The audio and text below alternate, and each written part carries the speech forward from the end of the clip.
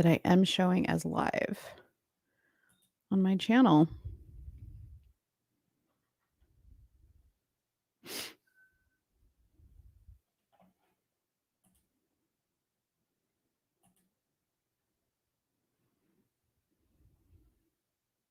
Okay, I am showing as live on the channel, so we should start to see people come in, hopefully. I don't want to get started talking because I have so many juicy topics to talk about. And I don't obviously want to sit here and talk to myself for an hour. So I'm going to wait a little bit and see if anybody comes in. Oops, there I am. So I can hear myself. And let's see. You do? Okay. So my daughter, I do have one person on here. So my daughter is saying she is getting notifications. Whoever just joined the live stream, let me know if you got a notification that I was live, if it just told you that, because I have been talking for at least a few minutes and nobody has been on here. So I'm going to repeat myself on everything I just said. I haven't started on any of the topics yet. It just now told her. Okay, so that's probably why people are just now joining, because you just now found out that I'm live. So welcome as you start to come in here. I am going to be talking about a lot of stuff today, a lot of juicy hot topics that have been going on social media. We're not just going to be talking about politics. So if you're in here and you're not somebody who generally loves the politic talk all the time, don't worry. I have other things for you as well. And I'm going to go over those things in a little bit. But as we wait for people to come in, I want to make sure that everybody is subscribed to the YouTube channel, to this YouTube channel. So make sure, as we're waiting for people to come in before I start the topics, that you make sure that you are subscribed to the channel. Make sure your notifications are turned on. Constantly check back and make sure your notifications are turned on, because YouTube likes to unsubscribe people and not notify people when I'm live, which is why I have to go crazy on social media, kind of promoting my video and my live, making sure people know to just come over here at the scheduled time. Also, I have a website at letstalkdarling.com. Make sure you go in there as well. Put your email address in there. I don't spam mail you. I don't sell your information. It's just so that I can stay in contact with you if by any chance I get booted off of YouTube, so I can let everybody know where I'm going to be posting videos at. Okay, so here's what we're going to talk about today. So I'm going to kind of talk about it in this order because this is how I have it kind of queued up, because we're going to be showing some stuff. We are going to be talking about Chrissy Teagan. So I have made a few videos about Chrissy Teagan. I post about her quite a bit on my Instagram and my Facebook page, because she just annoys the hell out of me. I've never really, really liked her to begin with. I've always thought she was really, really corny and very distasteful. But recently she has been in the news quite a bit because she has been kind of involved in some cyberbullying, which is really, really funny, because she's always talking about how she was always very critical of Trump and how he was a bully and he was a jerk, and, always saying stuff about him. Yet now it's coming out that she was doing the same thing to other people as well. And it's gotten so bad that Candace Owens started talking about her. They got her canceled, her products canceled from Target. They got her products canceled, I believe, from Macy's. I don't know where else, but I mean, she is in big trouble because she has a big mouth and she doesn't know when to shut up. But I mean, she has bullied people like Allison. I think Allison Roman is her name. She told her to go kill herself. She bullied Courtney Stodden. Or maybe it was Courtney Stodden that she told to kill herself. Either way. But the newest one now is Michael Costello. And if you don't know who Michael Costello is, he is a gay fashion designer. He makes, really nice stuff. I believe he got his start on Project Runway, if I'm not mistaken. But he posted something very interesting. We're going to go over to his Instagram page so you can see what he posted. But Chrissy Teagan posted this half-ass long apology for all of her poor behavior, and I'm going to tell you why her apology is BS. Okay. I'm going to show you proof as to why it's BS and why I know for a fact she does not mean a single word of what she says. So we're going to talk about her. Then we are going to talk about Jeffrey Toobin. Now, if you guys don't remember Jeffrey Toobin, this was quite a cringy situation that happened. Oh, there goes my background. Hold on. I don't know what happened there. Okay. So we're going to talk about Jeffrey Toobin. And a couple of months ago, I believe it was, he got in trouble for masturbating on a Zoom call. I believe he was like either like on a, I don't know what it was, if it was like a work Zoom call or whatever it was. But he got caught on that Zoom call masturbating, and everybody that was on that Zoom call saw it. Well, now he has gone on CNN to discuss his behavior and his actions, and yet another one who is making dare I say, excuses for his poor behavior. So we're going to talk about that. We're also going to talk about this little girl in New York City, this TikTok that has gone viral. She was dancing in the streets with this African dance group. I guess they, perform in the streets on Times Square. And this TikTok, which I'm going to show, has gone viral. And there's been a lot of mixed emotions about whether what this little girl was doing was considered twerking and inappropriate or whether it wasn't. I have a completely different opinion from a lot of people about this. I actually didn't even know about it until I saw Corinne talking about it on her Instagram page. And then I took a look at it and I was just like, okay, we need to talk about this. So we're going to talk about that. Then we're going to talk about Trump. Okay. There is a lot of talk right now about him possibly coming back, his next presidential run, if he's going to be running for president in 2024, or, is there a possibility that he could step back into office for some miraculous reason before then? So we're going to talk about that and my opinions on that, which is going to surprise you, I think, quite a bit for those of you guys that follow me. The other thing we're going to talk about is a Red Table Talk episode that I saw, which was about, it was called The Invisible Black Girl. And I was like, this is interesting. Let me see what this is. And then I saw that Tamika Mallory from Black Lives Matter was in there. And I was just like, oh my God. And I got sucked into the spiral. So we're going to talk about that because I was watching the interview and it was just unbelievable, some of the stuff they were saying in there. So I want to get your guys' opinion. And last but not least, we are going to be talking about Jay-Z and Beyonce. Okay. Jay-Z tweeted something out saying, I'm going to pull the tweet up if I can, saying something to the effect that him and his wife are equals. There is no gender roles in their relationship, yada, yada, yada. Quite similar to the same thing that Dwayne Wade said about him and Gabrielle Union's marriage. That there is no husband, wife, man, woman role in their relationship. And I thought it was really, really funny because, again, these hypocrites love to say stuff and then they forget about songs they wrote. They forget about posts they made. They forgot about past actions of theirs. So I guess you could say this Hot Topics is about calling out the BS. Maybe that's what I should have entitled it, right? Anyways, say hello in the comments if you are in here. And I will definitely, as usual, I will get to any questions. If you guys want to super chat a donation, you're always welcome to do that. You can do that on the bottom, I think, right-hand corner of the chat box. And any donation is welcomed. And it goes towards the channel and it continues to allow me to do this for you guys. So without further ado, let's get started.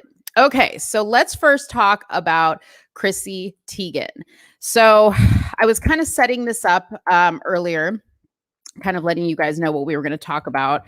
But, Chrissy Teagan has found herself in the news once again. And this time it is regarding her apology. Okay. So I'm going to share my screen here really quick. Now, I'm not going to read through this entire post because it is rather long, but I am going to read some portions of it so that you guys can see what she wrote. And I want to know what you guys think. All right. I wish I could make this bigger. Let me see what I can do. Hold on. No.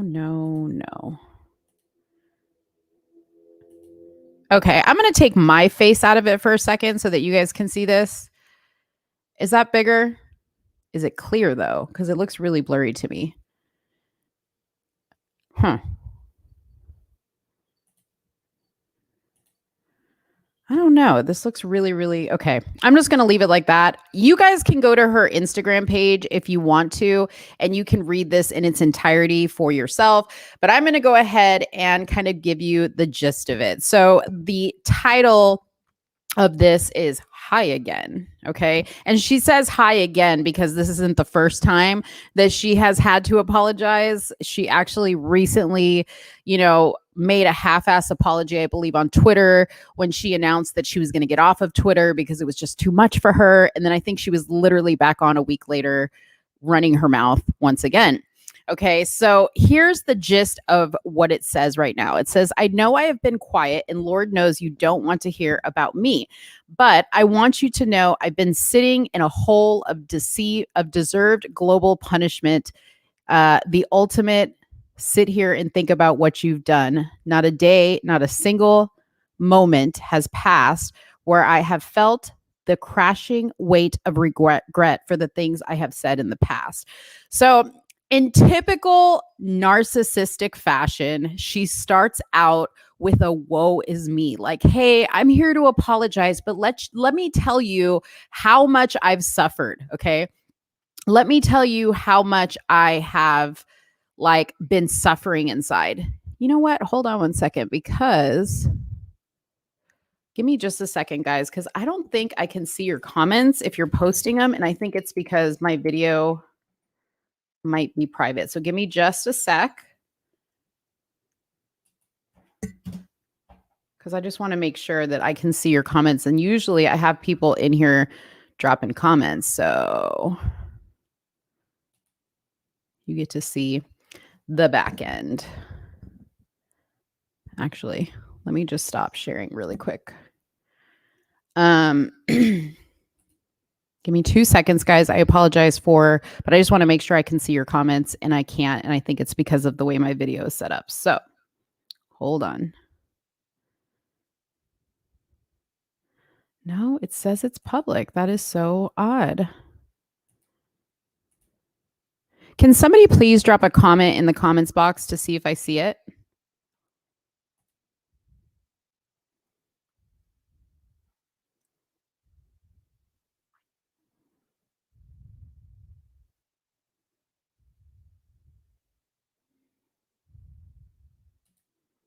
Let me see if it's in here.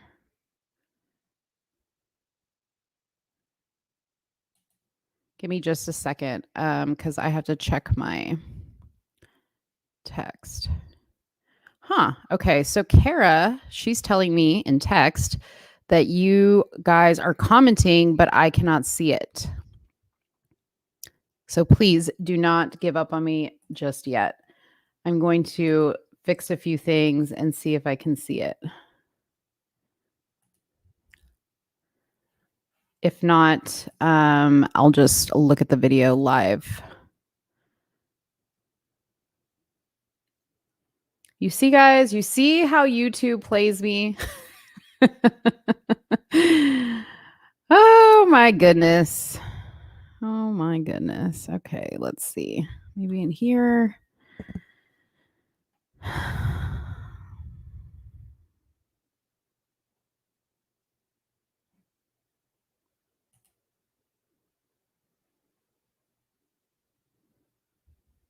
Okay, so my live chat is on.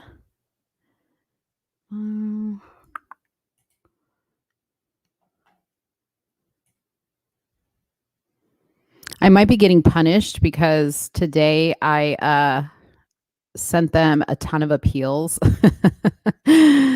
So on videos that they had banned for whatever reason.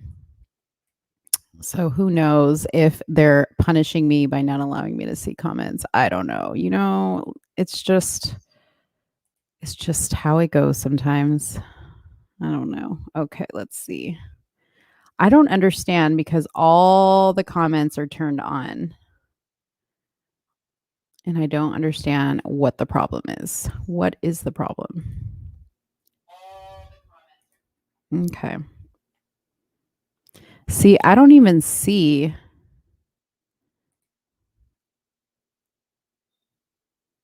Okay. 2 seconds, guys. I'm sorry. Please do not get frustrated with me.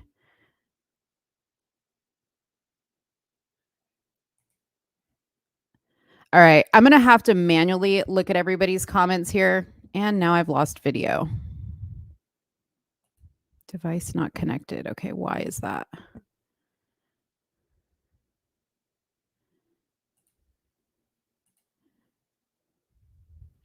Does anybody hear me?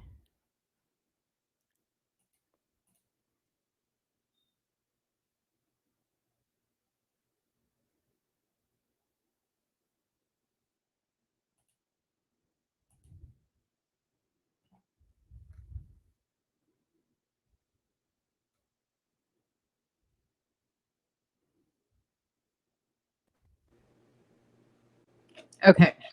Do you guys hear me? Do you guys hear me?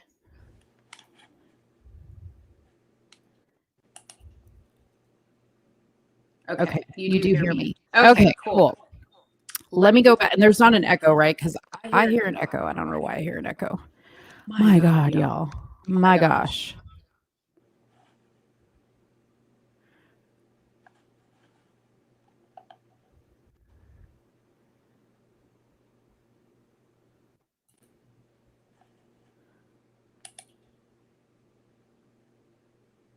There is an echo. Okay, what about that? Is that better?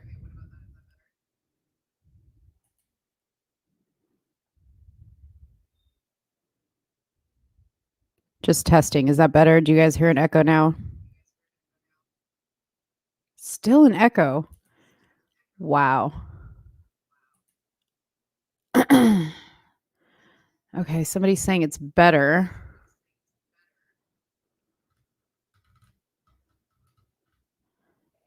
Okay. I got a you're good. Okay, you guys, I am so sorry for that. Back to the video. Understand, I have to look at my video comments on another screen. So please, if I'm not looking at your comment or addressing your comment, I'll go back and forth to it. Oh my gosh. I've never had this many problems in my life. My screen is not flickering like that, but however, it is on YouTube.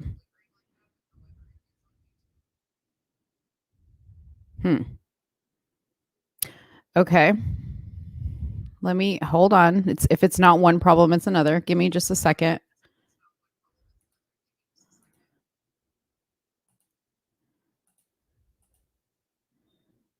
Okay, now it's not flickering. All right, guys. So sorry about that. I'm going to head over to the comments in a little bit and I will address any comments as we go on to the next topic. Does that sound fair? Cool. Okay, so I read in there and I said basically, just like a typical narcissist, she's making it all about her in the beginning. Okay, so I'm going to read a couple sections from here and then we're going to discuss and we're going to go over to the first comment in the comment section of this post. And I'm going to tell you why this apology is bullshit. So, after she does the woe is me, she says, as you know, a bunch of my old, awful tweets have resurfaced. I am truly ashamed of them as I look at them and understand the hurt they have caused. I have to stop and wonder, how could I have done that? Really, Chrissy, you're just now wondering how you could have done that, but that didn't occur to you until people were canceling you, your products were getting removed, okay, from stores because you're an evil, nasty woman. Okay. So this whole song and dance about how she's just now having this great awakening about how she possibly could have hurt people. And keep in mind, she is stating that these tweets are old and, this isn't the person that she is. But historically, if you go back to Chrissy Teigan's posts, to include the ones that she's made about Trump, okay, she is still a bully. She still makes fun of people, okay? And I'm going to show you why, okay? Anyway, she goes on to say she apologizes, blah, blah, blah. it's like one post after another. Okay, we're going to get out of here. Let me go to the comments. Why can't I see the comments? Go to post. Okay. It's so different on my computer. Oh my gosh. Did she already delete it? She already deleted it. Okay, so I guess I'm going to have to summarize for you because I believe she already deleted this comment. Let me just unhide some stuff. You guys, I am so sorry that this is starting out this way because it was not the plan for it to be this way. But here you see this comment that says hi again. So I'm going to kind of give you a rundown of what it said after this, but she has since deleted it. So right after she made this post, this apology, she says hi again. And then she makes a second post and she says, a lot of people have been messaging me on whether I'm going to be writing the office of President Trump and making an apology to him for the things that I've said to him. And basically she said no. That is why I say that she is not one drop remorseful for her actions. She's only doing it to get herself out of the mud. And if you pay attention here, if you look in her comments when you go on Instagram to check this out, there's one blue check after another, okay? Just kissing her ass and letting her know how they support her and how, you know, they've got her back and they love that she did this and she's such an amazing person and yada, yada, yada.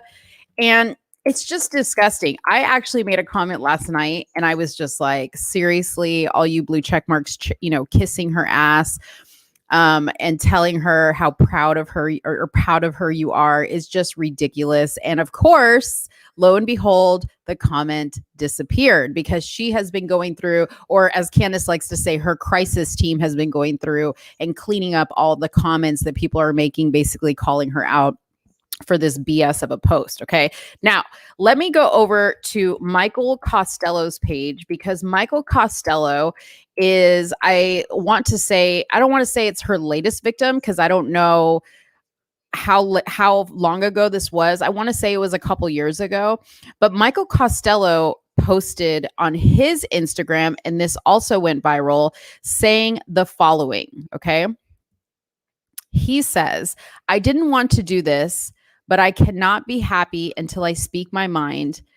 I need to heal. And in order for me to do that, I must reveal what I've been going through. I wanted to kill myself and still am traumatized, depressed, and have thoughts of suicide. For the past 7 years, I've lived with deep, unhealed trauma. I didn't share this with anyone because I was living in fear of losing some of my most profitable brand relationships, in fear of losing friends and allies, and in fear of being blacklisted even more by the power elites who run the industry. In 2014, so that's when this occurred, I received a public comment from Chrissy Teagan on my Instagram page accusing me of being a racist. She apparently formed her own opinion off me based on a Photoshop comment floating around the internet, which has now been proven to be false by Instagram and has since been taken down. So I don't know what that comment was or what it was referring to. When I reached out to Chrissy Teagan to communicate that I was the victim of a vindictive cyber slander and that everything she thought I was is not who I am, she told me that my career was over and that all the doors would be shut from there on. And wow, did she live up to her words. Through the next few years, I would only book jobs only to be pulled off last minute with no explanation. I would regularly get texts and calls from our mutual friends and colleagues that her and Monica Rose, who, if you don't know who Monica Rose is, I believe she's a publicist and she used to work for the Kardashians. Okay. Here it is. She's a powerful stylist in fashion and have gone out of their way to threaten people and brands that if they were in any shape or form associated with me, they would not work with any of them. Okay. Each time I have pleaded with Chrissy Teagan and Monica Rose to see the whole story before believing a false narrative. A former disgruntled employee cast upon me. They didn't give me the time of day. So many nights I have stayed awake wanting to kill myself. I didn't see the point of living. There was no way I can ever escape from being the target of powerful elites in Hollywood who actually do have power to close doors with a single text. Not only was I the target of cyber defamation, I was also getting blacklisted in real life. I suffered tremendously the past few years and kept silent because there was no way for me to ever escape this. Now I'm finding the courage from within to share my truth because I cannot heal from the darkest hours of my life until I reveal. Last week, I wrote a personal letter to my family and closest friends because I thought that taking my own life would be the best way out. No matter what I did, I just could not escape the false narrative that Chrissy Teagan, Monica Rose, and their friends believed in. I told my family how much I loved them, how much I cared for them, and just how sorry I was for my decision. Since then, everyone in my family has had me on close watch against my will. Okay. As a result of what Chrissy Teagan did to me in 2014, I am not okay. I may never be okay, but today I'm choosing to speak my truth. Good for you, Michael. Speak your truth. I wish no harm on anyone, and I don't want to go back and forth fighting with anyone. I just want people to realize that I too am human, and this was the most inhumane treatment to ever be endured by someone who has seen their decades of hard work, years of building a brand crumble from one comment. These bullies could have reached out to me at any time, but they refused. Instead, they would much rather see me suffer and laugh at my demise. To this day, I still am not able to recover from the years of trauma I have experienced. I'm not asking for sympathy from you. I'm especially not asking for sympathy from Chrissy Teagan, Monica Rose, and those who believe the false narratives they've heard about me. I simply want to set myself free. And then he posts the text messages here that he sent Chrissy Teagan. So you see here that he reached out to talk to her, and here's what she said. Okay. I'm sorry. Here's what she said. She said, I do not have anything to say to you. You will get what's coming to you. Good luck with that. Hope that story keeps your already dead career going. Look at that. Then he says, please call me. Puts his number in here. I don't know if that's his current number. And he's like, I'm suffering. He's letting her know this is really, really hurting me. And she says, good. Racist people like you deserve to suffer and die. You might as well be dead. Your career is over. Just watch. That is a direct threat. Okay. That is inciting violence. That is wishing death on somebody. And how this woman is able to get away with this is beyond me. It is beyond my comprehension how we are allowing that. Furthermore, let me say this. Michael is part of the LGBTQ ABCDEFG community. Okay. Where are all they coming to his defense? Don't you think, especially since it's Pride Month and here this guy is coming out with his truth, right? Expressing to everybody that he was bullied by this woman, that his career was ruined as a gay man, right? And all they talk about is the fact that gay people don't get any opportunities or don't get the same opportunities as straight people because we're so homophobic, right? On top of that, I believe he is Hispanic. Okay. So not only did she ruin a gay man's career, she ruined a Hispanic man's career. So tell me how this makes sense. Tell me how she is able to get away with this. Can somebody explain it to me, please? It is ridiculous. It is disgusting. Chrissy Teagan needs to be dealt with. Okay. And when I say dealt with, she needs to be taken down. Her Instagram platform needs to be taken down like they did to Trump. Her Twitter needs to be taken down like they did to Trump because she is inciting hate. This is a textbook example of somebody who is inciting hate and violence. Okay. She's wishing death on somebody. There is nothing that anybody can do to you that is going to justify you wishing they were dead. Just leave them alone. Don't do business with them, okay? But you're using your platform to slam this man, and it's disgusting, okay? So that's what I have to say about that. On top of everything, her husband, John, okay? let me go back. Actually, I'm not going to go back. You guys can go to John's Instagram, okay? But her husband, John, posts the other day how he is giving the commencement speech at their daughter Luna's preschool graduation or something like that. So he's standing on a stage and it's like covered with like daisies and, you know, balloons or whatever, because it's little kids. And he's giving a commencement speech at a preschool when his wife is a bully. Isn't that what we're trying to protect our children from? Chrissy, let me ask you, John, let me ask you, if somebody was saying the things that your wife says to people, to little Miles and little Luna, would you be okay with that? If somebody was wishing death on your children, would you be okay with that? Would you accept some half-ass apology from them? No, I don't think you would. So why is it okay that your wife does it? In my eyes, John Legend is a pussy, okay? That he doesn't tell his wife she needs to shut her mouth and get off the internet. Put her in her place, okay? Because it looks to me like Chrissy Teagan runs the show there, John. You look like a simp beta male in my eyes. So I think I just wanted to call attention to this because I don't know how many of you guys know about this, but this woman is a bully and a predator. That is it.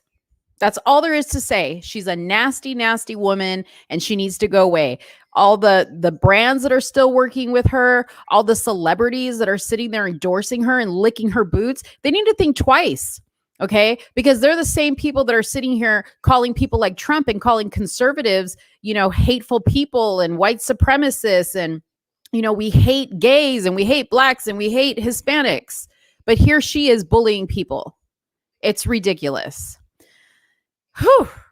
Anyways, let me look at the comments really quick before I move on to the next topic. I'm really upset that I can't see my comments in the chat, but we'll look at it here. Okay, let me move past all the comments where I was like having audio issues. Oh, by the way, thank you so much to all those people. You see everybody in here. I'm going to share my screen really quick that has a little special little, what is this called? Like a symbol next to their name. Okay. Those people have that because they belong to the Let's Talk fam. And the way you belong to the Let's Talk fam is you go back to my main page here and you click on join, and that will allow you to join the membership. And for $4.99 a month, you get to be seen on my channel. And I'm going to look at your comments first and foremost. Okay. All right. Let me get back to the comments. All right. So I see Kara in there. She is in the chat box. She's running the show in there. She's one of my mods. Been with me since day one. I am trying to work on adding other mods, but for some reason I'm having a hard time adding mods. What is going on with my screen? Okay. Okay. So somebody's saying she is only doing this to save her own ass. I agree. 100%.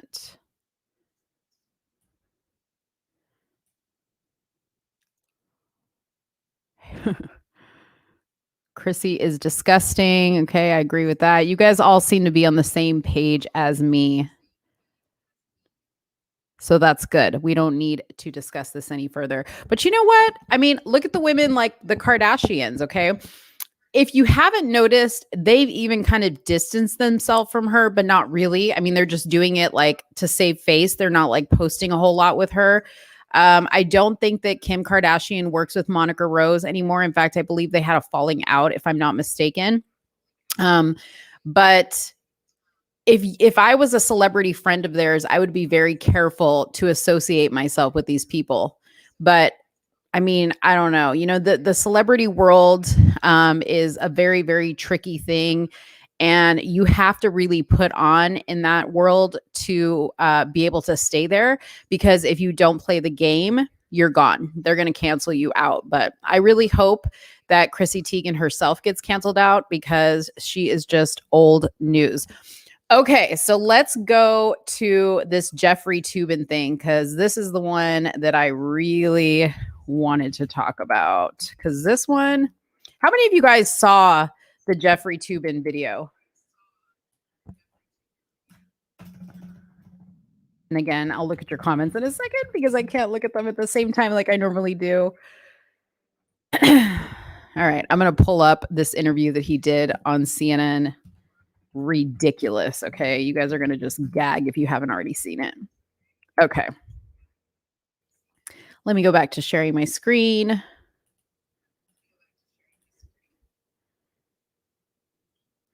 Okay, so I'm not going to play the whole video or the whole interview because they're going to ding me. But I'm going to play a portion of it here for you guys. Hello, Allison. It's been a while. It has been a while, indeed. I feel like we should address what's happened in the months since we've seen you, since some of our viewers may not know what has happened. So I guess I'll recap. I'll do the honor. Okay, first of all, let me say this. How many of you guys felt really uncomfortable for her? The first thing that came to my mind was, what out of all the people that they could have interviewing this guy that did the most disgusting act that somebody could do, I mean, something that just shows a complete lack of self-control. I asked myself, why are they having a woman interview him?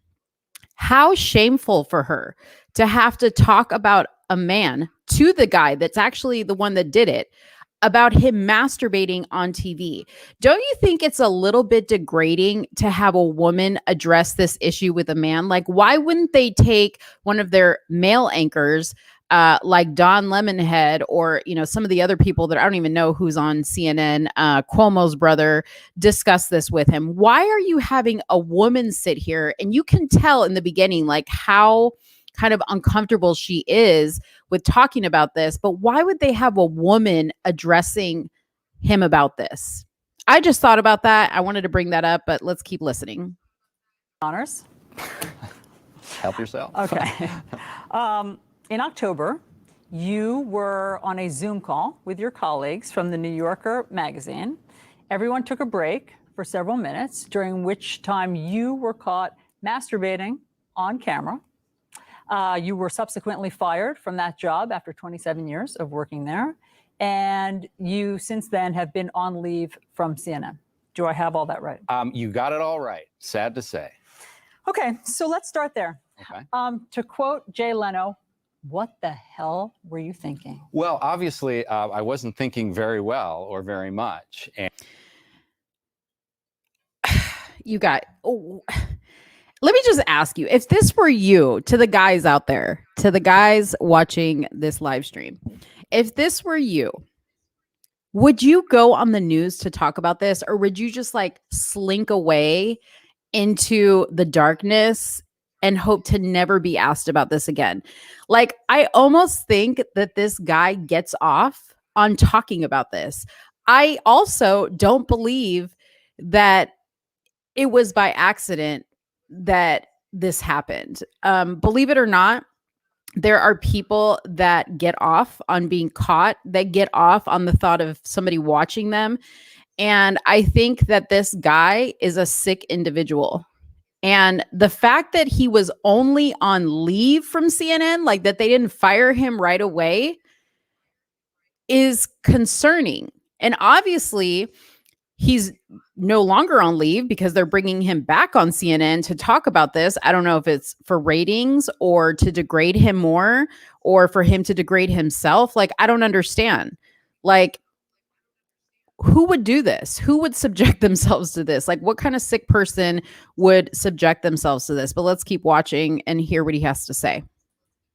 And it was something that was inexplicable to me. I think one point, I wouldn't exactly say in my defense, because nothing is really in my defense. I didn't think I was on the call. I didn't think other people could see me. You thought that you had turned off your camera? Correct. Okay. So what he just said there when he was like, I didn't think other people could see me. I think all of us at this point are experts on Zoom because we've all had to be on Zoom, whether it's been for work or for school or whatever the case may be. And you guys look really quick. Okay, wait, can I see? Oh, wait, I got to point. I act like I have a green screen here. Look really quick. This dude right here in the background, he's just like, yeah, how did you get caught? He's sitting back there like, yeah, I want to hear his explanation. But anyways, I'm thinking in my head, how exactly? Like, usually when you have Zoom, you have the Zoom screen up, you can see everybody that's on there. And when you turn your camera off, you can't even see yourself. You know what I mean? But like, how desperate to please or pleasure yourself are you that you think you're taking a break and you're like, oh, let me just rub one out really quick? Like, really? Can you not like can you just not wait? Can you just not wait? You gotta like sit there in the same spot and you're looking at your coworkers at the New Yorker and you unzip your pants and start, playing with your thing. Give me a break, man. These people are sick. These people are sick. Anyways, let's keep watching this travesty. Thought that I had turned off the Zoom call. Now, that's not a defense. This was deeply moronic and indefensible, but I mean that is part of that is part of the story. And I have spent the 7 subsequent months, miserable months in my life, I can certainly confess, trying to be a better person. I mean, in therapy, trying to do some public service, working in a food bank, which I certainly am going to continue to do. Working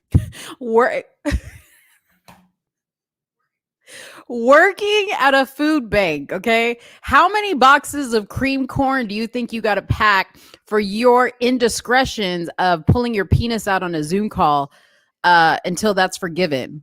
How many you think? Working at a food bank, he was doing therapy. He was, doing a lot of self-discovery. So that's supposed to like make us just forgive you, make us think that you're not a sicko, especially since you're on here talking to this woman about this in the most uncomfortable fashion. Are you kidding me? We're supposed to say it's okay because you did volunteer work? Seriously. Like, CNN needs to be shut down. This guy needs to go in the same hole as Chrissy Teagan in my eyes. Okay, let's keep watching. Working on a new book about the Oklahoma City bombing, but I am trying to become the kind of person that people can trust again. I'm sure you've replayed that embarrassing moment over and over many times. Have you ever thought about what it must have been like to be on the receiving end of that Zoom call? Well, I haven't just thought about it. I've spoken to several of my former colleagues at the New Yorker about it. And, they... Seriously? He's spoken to several of his colleagues at the New Yorker about it. So he picked up the phone and he was like, dude. So about that Zoom call where you saw my, what, how do you feel about that? Like, seriously? How do you even start that conversation? Like, I would have been like, dude, click. I don't want to talk about this. This is ridiculous. I just like watching this. I was like, is this really on TV right now? Are we really watching this? Is this really happening? Oh, Lord. Were shocked and appalled. I think they realized that this was not intended for them. I think they realized that this was something that I would immediately regret, as I certainly did. And it was that day that I began apologizing. And that is something that I have tried to continue to do, both publicly and privately. We've covered a lot of political scandals, and we've heard what I like to think of as the politician apology, which is, I'm sorry if you were offended, which always sounds to me like I've said the words, now get off my back. That's exactly what I've tried not to do. I mean, I have tried, and I'm trying now, to say how sorry I am, sincerely, in all seriousness. Above all, I am sorry to my wife and to my family, but I'm also sorry to the people on the Zoom call. I'm sorry to my former colleagues at the New Yorker. I'm sorry to my current, fortunately still colleagues at CNN.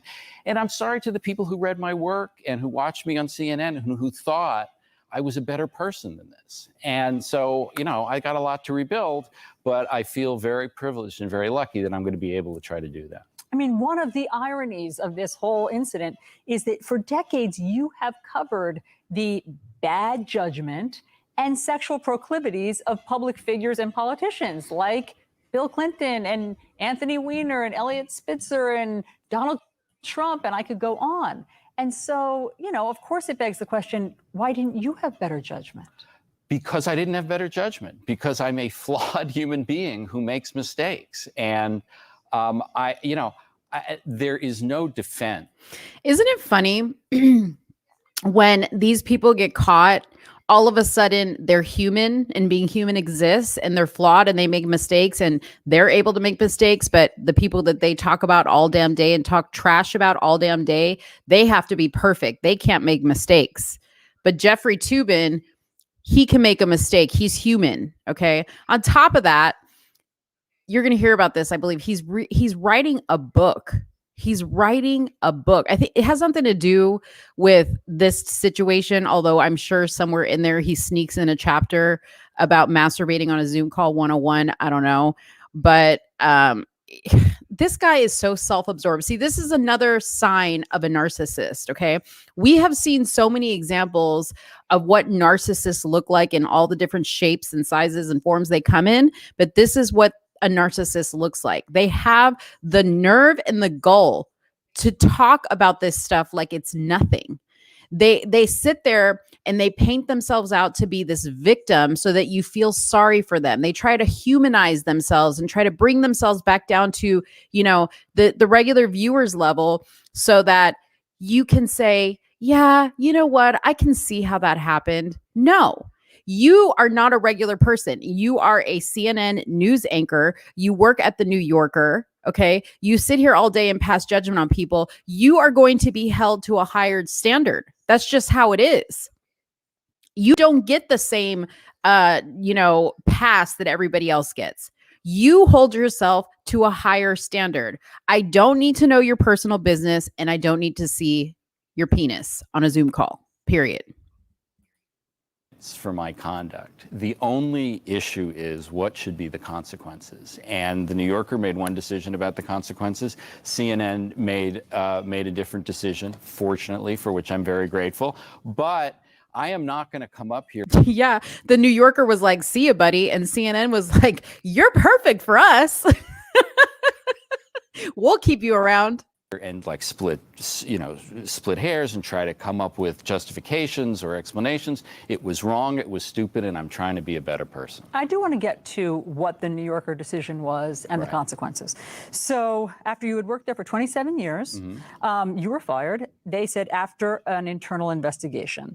And in an internal memo, one of the executives there said, I am writing to share with you that our investigation regarding Jeffrey Toobin is complete, and as a result, he is no longer affiliated with our company. Do you know what else?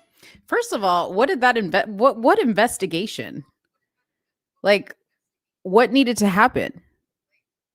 There was a Zoom call. He masturbated on it. Done deal.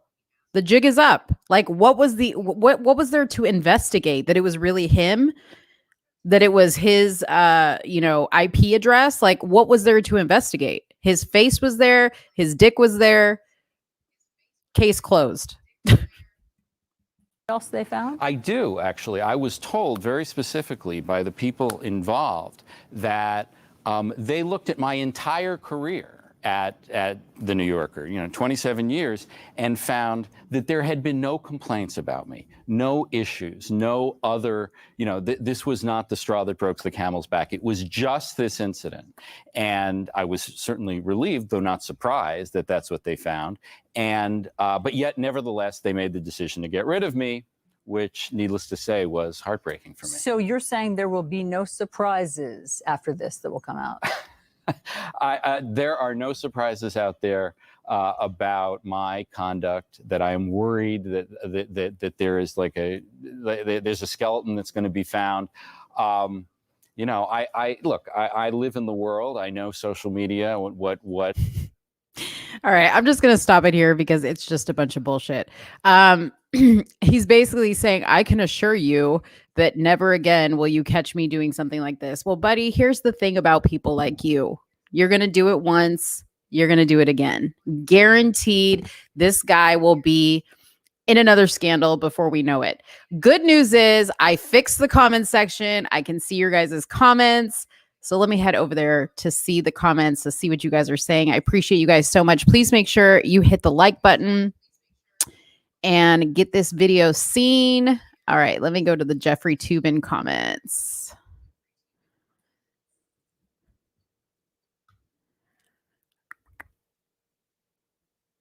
Okay, let's see. Of course, I got to go to my people first that pay membership and go to their comments first. Mad Cow Mark says, I don't understand why or who was he flogging the little log over. I'm sure he was doing it over the entire group. Okay.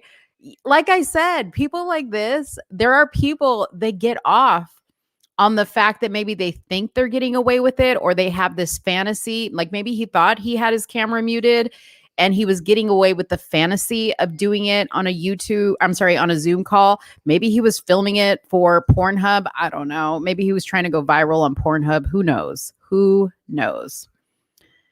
Okay. Let me just make sure I get all the. Thank you, Carolyn, for reminding everybody to hit the like button. Cool. Okay. So I think you guys are all just as shocked at his comments as I am, or this video. We're not going to spend too much time on this, but I just wanted to show this to you guys. Justice says, those women who were on the Zoom call have to be creeped out, and now they have to be re-victimized when they see him in person. People should boycott CNN. So just to be clear, this Zoom call was not with people on CNN. This Zoom call was with his coworkers at the New Yorker, which is where he got fired from. But you know, all these people in media, they run into each other. So yeah, you're correct, Carolyn, I'm sorry, Justice, when you say that, you know, these women have to be traumatized by seeing this man. And you brought up another good point. The point of saying, you know, especially now, since we're in this age of like protect women and let's not subject women and let's show the world that we care about women and their experiences and them being comfortable in the workplace.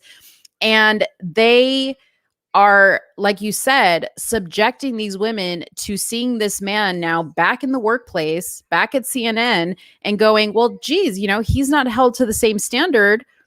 You know, how is that? What kind of message is that sending? You know what I mean? Thank you, Gabriella, for being or joining as a member. Gabriella's my hairstylist. You guys like the color she did on my hair? We lightened it. We went a little blondie. It's really, really cute. I wanted it warm. So give a shout out to Gabriella, my hairstylist. And if you live in the Dallas area, hit her up because she's awesome. All right. Sonia, you said tagged your Insta on John Legend talking about the jab. Curious for your feedback. I'll take a look at that, Sonia. Thank you. I will take a look at that. All right. Okay, so let's move on to the next topic. And that is the little girl in Times Square that was twerking. She was twerking in Times Square. And this particular video received quite a lot of attention because people were just like appalled that this was going on in Times Square in front of all these people. And this little girl was twerking and she was shaking her booty. However, the clip of the video that everybody is kind of in outrage about is actually just a small portion of the video. So what I'm going to do here is I'm going to show you the full video so that you can see, and then I'm going to tell you what my thoughts are on this video. Okay. So let me just go and share my screen again.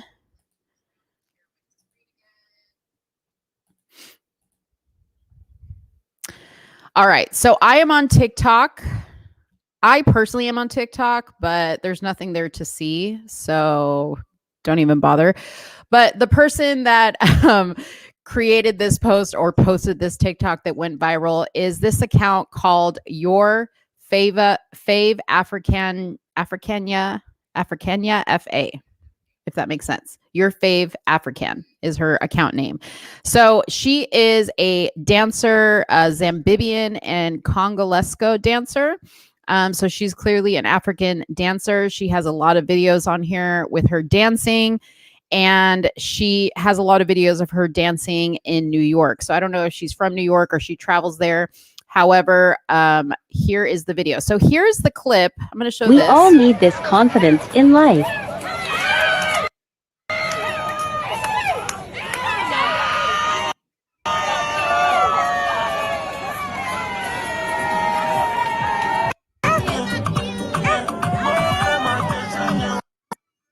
Get up. Okay, so that's the video that has been circulating on the internet. That little clip of that little girl shaking her booty, like twerking. She's got her hands on her knees. She's poking her booty out, and they're kind of like egging her on and like, cheering her on or whatever.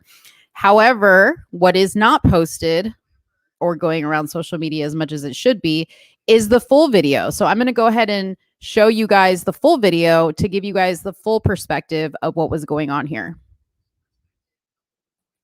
All I wanted to do was teach this little girl Gora Gora.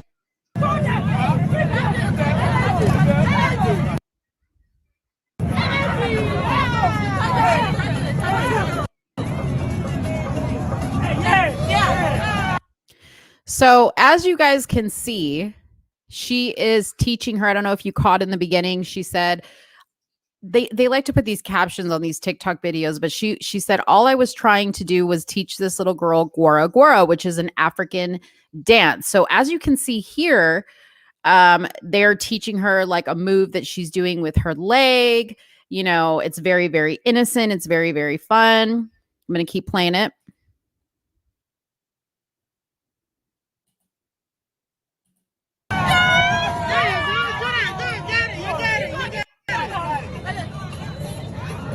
She has such supportive parents.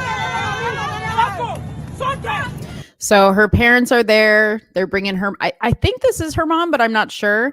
But they're bringing her to dance, and she does a little bit of twerk action towards the end here. But to me, this looks very, very innocent.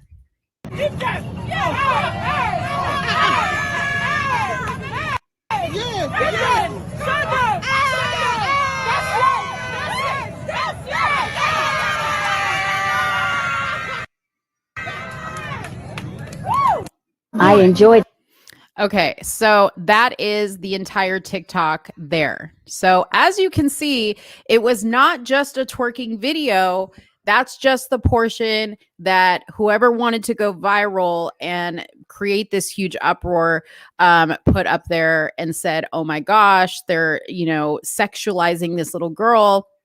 I can't believe this is happening, blah, blah, blah, blah, blah. And you can go through and read a lot of the comments on the video. And they, a lot of people are like, oh my God, this is so amazing, because a lot of people that follow this lady know that this is what she does. She's a dancer. She's not there to sexualize children. And keep in mind, the child's parents were there with her, dancing with her in the street. Now, something that I want to bring up that Corinne brought up, which I wholeheartedly agree with, is the fact that we are constantly talking about how we need to embrace unity. We need to embrace cultures. We need to all be one. We need to be supportive to one another. And when I saw this entire video, that is exactly what I thought was happening here. I thought, wow, how amazing. I don't know how long ago this was. I don't think it was that long ago. I think it was maybe back in April, if I judge by the comments.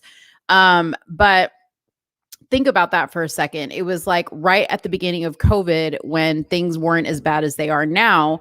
And, I think that it was a great thing to have this type of celebration going on. People of all colors and, ways of life were having a good time together in the street. And it was just a good time. That's all it was. On the other side of that, you have to also be understanding of different cultures. Okay. So obviously this is a traditional African dance. This is how they move. If you Google the Gora Gora dance, you will see that the moves that they are teaching are exactly what it is. I myself, being Puerto Rican, have grown up around this type of dancing because we dance to very similar music because of the African influences in the Puerto Rican culture. Same thing with the Argentine side of me. We have the tango, and the tango is a very, very passionate, very, very sensual dance.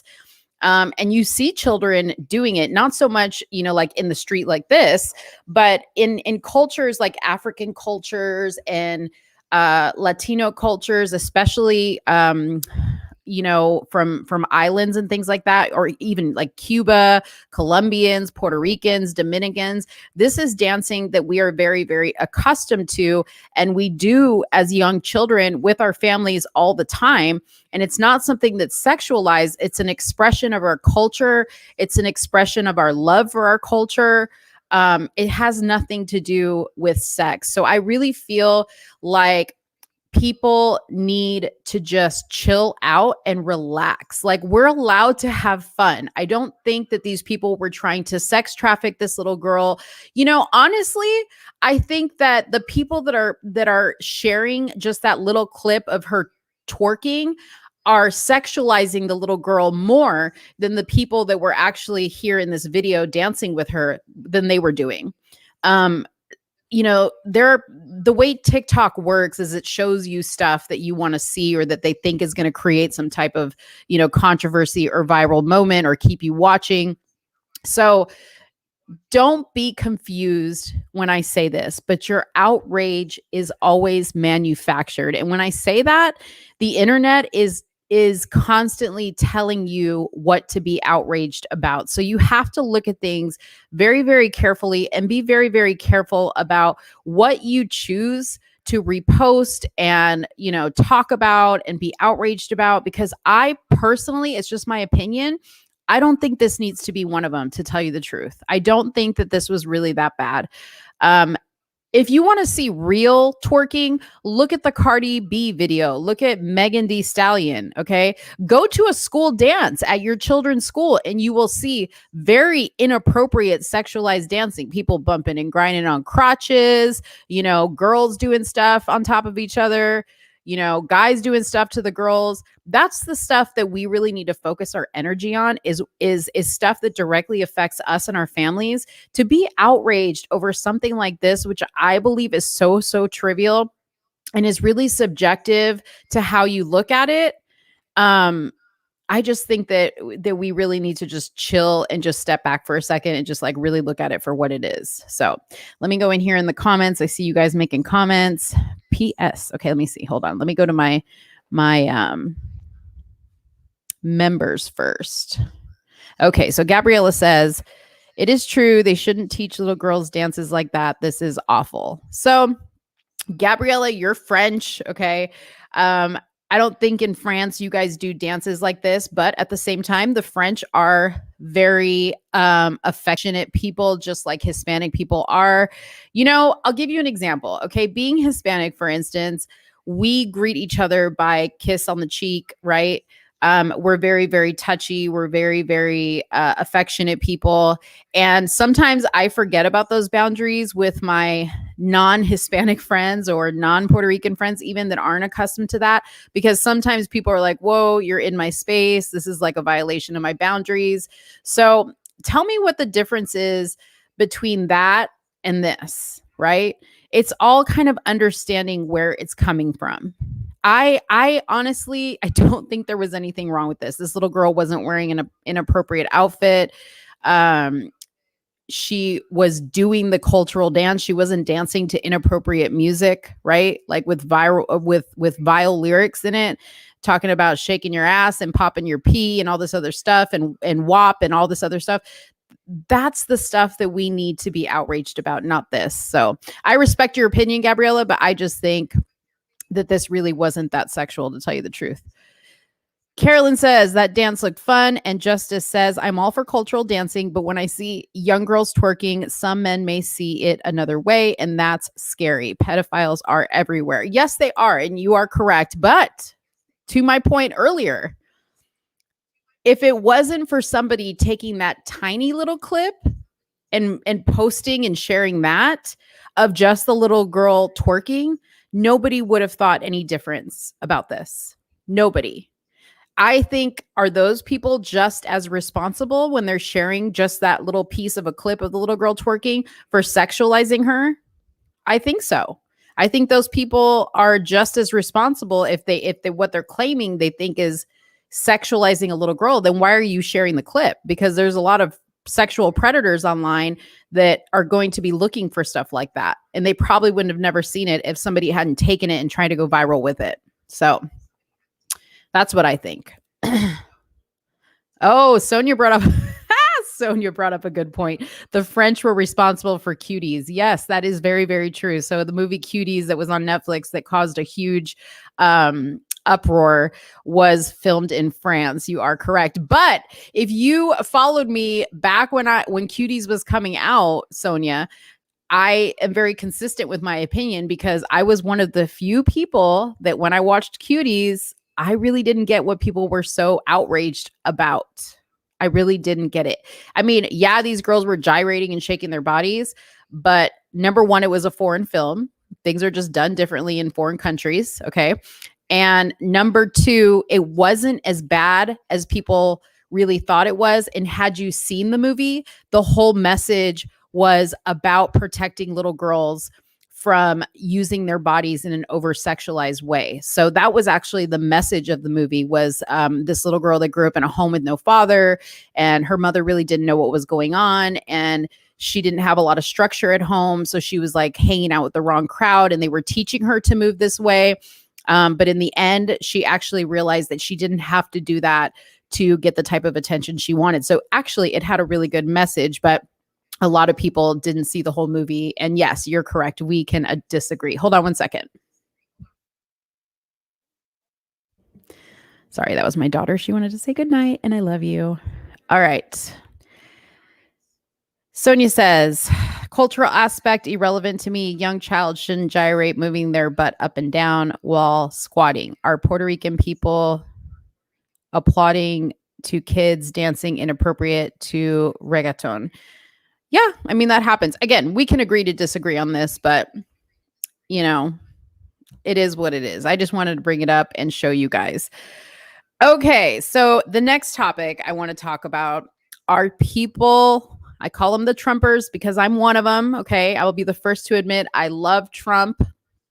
I wish he was still in office. But the fact of the matter is he is not. Okay.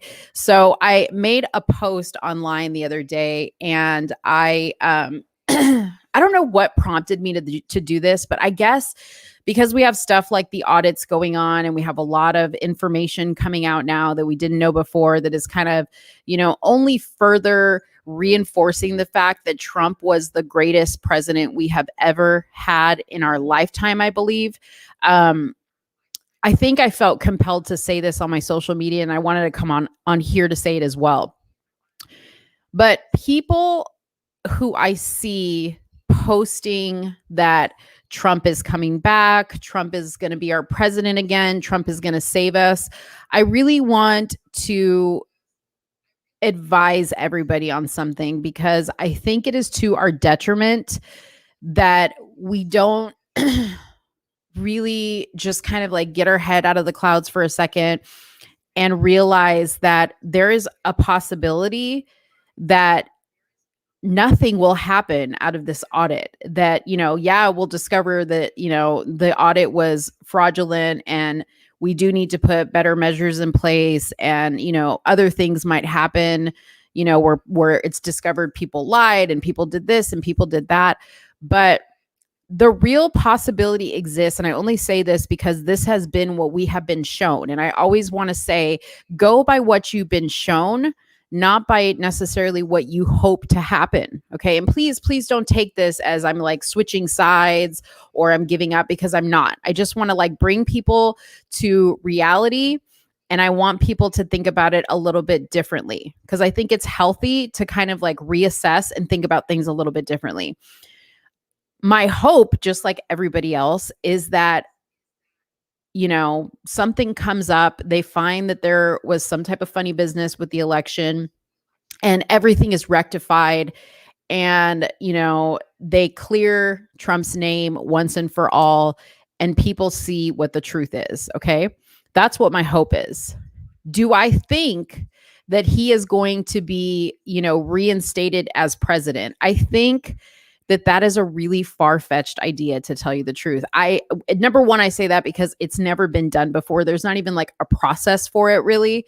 So to think that it could be done, I don't know. Now, in 2 years, could Biden, have to step down and somebody else step in? I don't know. I don't know. There's a lot of unknowns there. But what I really want to say is this: people need to stop depending on the hope and prayer of President Trump being our president ever again. We don't have confirmation that he is going to be running again. We don't know. I mean, for all we know, all these things that he's been saying, that he's going to be making a big announcement very soon and that it's something that we're going to be very excited for. I mean, we all hope that that means he's going to run again, but I don't know that that's for sure. He could come out and say, I'm endorsing Ron DeSantis. I don't know. I mean, he could come out and say something completely different. And we have to be prepared for that. We have to stop depending and putting all of our hopes and our and the control and eggs in one person's basket. Yes, President Trump did amazing things for this country. He showed us things that we had never seen before. He really did make this country great again. And now the new guy is destroying it, right? But we have to understand that we also have a lot of power here. We also have a lot of control. And when I say we have a lot of control, I mean with ourselves. We have to start within ourselves, within our local cities. We need to get involved with those local elections. We need to get involved with knowing who the candidates are. You know, we have people like Camille Bethany on Instagram, who I follow. I got to follow through Corinne. She lives in California and she has been exposing Major Williams, who, you know, is trying to run for governor of California, but I don't think he really has a chance. In fact, I know he doesn't have a chance, but she has been exposing him left and right. She has done her homework. She has exposed everything that he's been doing, all the money that he's been taking in, donations that he's been taking in, that he's been spending frivolously on things that have nothing to do with his run for governor. And she has been putting it out there. And I think, you know, we don't all, you know, we obviously can't all be like a Camille, but we definitely can do our research on these candidates that are running in our cities. And we can, yes, Anna, stand up for ourselves. We need to stand up for ourselves. We need to recognize that we still have the rights that the Constitution, the Bill of Rights has given us as Americans, and we need to use them. We need to let these politicians know we are no longer going to be taking you know, every word that they say and believing it, that we're going to do our due diligence. I also believe that if you are living in a city and your governor is running, they better be running on election integrity. That better be part of their campaign is election integrity, because that is the biggest problem that we have right now. Is there is a huge lack of election integrity. Our voting process is not safe. And until that gets fixed, there's no elections. There's no fair process in place, right? So I think, you know, while we stay involved in the big picture of what's going on in the world, I think that's great. But I think that we also need to get involved locally, and we need to start there first, and we need to make sure that we are vetting our candidates, and that if they're not doing a good job, we need to hold them accountable. We need to be going to the school board meetings at our kids' schools, like we have been seeing many parents do, and it's been going viral, and calling these school boards out and these superintendents out on the material that they're teaching our children, right? Getting involved and asking the school, what kind of curriculum do you teach? You know, opting out of that curriculum if it's not something you agree with. Those are things that you can do at a local level that are going to give us back the control that we need to, in the big scheme of things, take our country back, right? So I want to remind everybody that, yes, we do want President Trump back. We wish he was back. I mean, at least the people here do. I can't speak for everybody. Not everybody loves President Trump. But I think those of us that are here in my chat on my live, we appreciate President Trump and everything he did for this country. And we just need to remember that one man can't save us. We all have an individual role in this process, and we all need to take our responsibility for that. So that's what I wanted to say on that topic. I'll head over to the comments here to see what you guys have to say.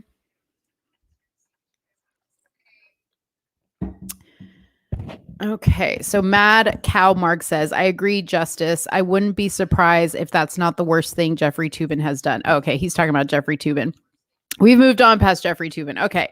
Gabriella says, I really agree with you. I even wished he was the president. Yeah, I mean, we all wish he was the president. I think even people who didn't like him before are probably like, yeah, I'll take Trump back. I would much rather deal with the mean tweets than what we're dealing with now, right? Okay, Mad Cow says, my wish is to make Australia the 51st state of the USA. Why do you say that? Why Australia? I don't know much about Australia, so I'm not sure why you're saying that, but if you can explain in the comments. Carolyn says, I'm a Trumper, but I agree with what you are saying. Yeah. I mean, I think, like I said, I think we're all Trumpers. I think we all support President Trump, but we need to get like realistic about this. And it's hard, right? Because we've got, if you listen, I don't listen to QAnon, but if you've got the QAnon, if you've got like the X-22 report, if you listen to David Nino Rodriguez, who else is out there that constantly is talking about all the special ops that are getting done, right? I do want to believe that all these special ops are running in the background, that the military's in control. I want to believe all that stuff, but in the real world, that's just not probable, right? Like I don't necessarily, know for a fact that all that stuff is going to happen. And then, you look back to before the election and all those people like David and X-22 report, and a lot of people were saying stuff like, oh, on this date, this is going to happen. Let me just go to yesterday. It was Trump's birthday yesterday. How many people, raise your hand, saw posts, weeks before Trump's birthday saying that on Trump's birthday, we were going to get some announcement about the Arizona audit, and that came and passed and nothing happened, right? So those are the things that I look at that kind of bring me back down to reality and make me realize like I have to be very, very careful about what I'm listening to and how much attention I'm giving it, because it can really drive you mad and crazy, just like looking at all this stuff and just sitting there and going, okay, maybe this is true. Maybe this is true. Maybe this is going to happen. Okay, let me keep this date in my head. And then, you're forwarding things. And again, the internet manufactures your outrage and manufactures your thought process, right? So the internet keeps feeding you stuff to keep you believing this. And it just drives you crazy, and it's not good for your mental health. It's really not. So you're better off to spend your time how you as an individual are going to get involved in saving your state and your country versus waiting on the hope and prayer that President Trump is going to be reinstated and he's going to come back and save us, because he can only run one more term and then somebody else has got to come in, and it could be somebody we don't like, right? We can't just constantly be like, hoping for a President Trump. Remember, the whole thing that we want is for government to have less control over us. But because right now it seems like government has all the control over us, but we have to remember that that's not how it's supposed to be. The government is not supposed to run us. We are the ones in charge of the government. They answer to us, not the other way around. So we have to remember that. Okay, let me go back through the comments. If we don't stand, Anna says, if we don't stand up for ourselves, who will? We need to rise up. You are correct, Anna. Thank you so much for saying that. Okay. And then Anna also said, yeah, we're trying to recall Newsom in a corruption election system, trying to audit the vote here. Pray for us. Oh, I am praying for you. So I used to live in California. And it used to be such an amazing state, and people like Newsom and Pelosi have just ruined that state. It used to be the state that, like, they wrote a song about it, right? California Dreamin'. That used to be the state that everybody would like go to and like want to be in. And you would say, oh, I'm from California. And people would look at you and just be so jealous, right? I go to California now and I can't wait to leave because it's so crowded. Like you can't even see the beauty of the land anymore because there's so many buildings and housing going up. The ocean is polluted. You can't even go in the ocean because it's so polluted. I mean, up in Northern California, it's nicer. Well, in parts of Northern California, it's nicer. But I mean, still, it's just so sad going there now. So, all right. Carolyn says, Q moves the goalpost way too much. Carolyn, I agree. Let me just show your comment there. I agree 100%. So I don't really follow Q too much, but every time I hear Q, and actually, I have a friend, my friend Melanie, I love her to death. She's like the greatest person on earth, but she's totally engulfed in the Q stuff. And she's always sending me, and I'm like, okay, where's this from? Is this from Q?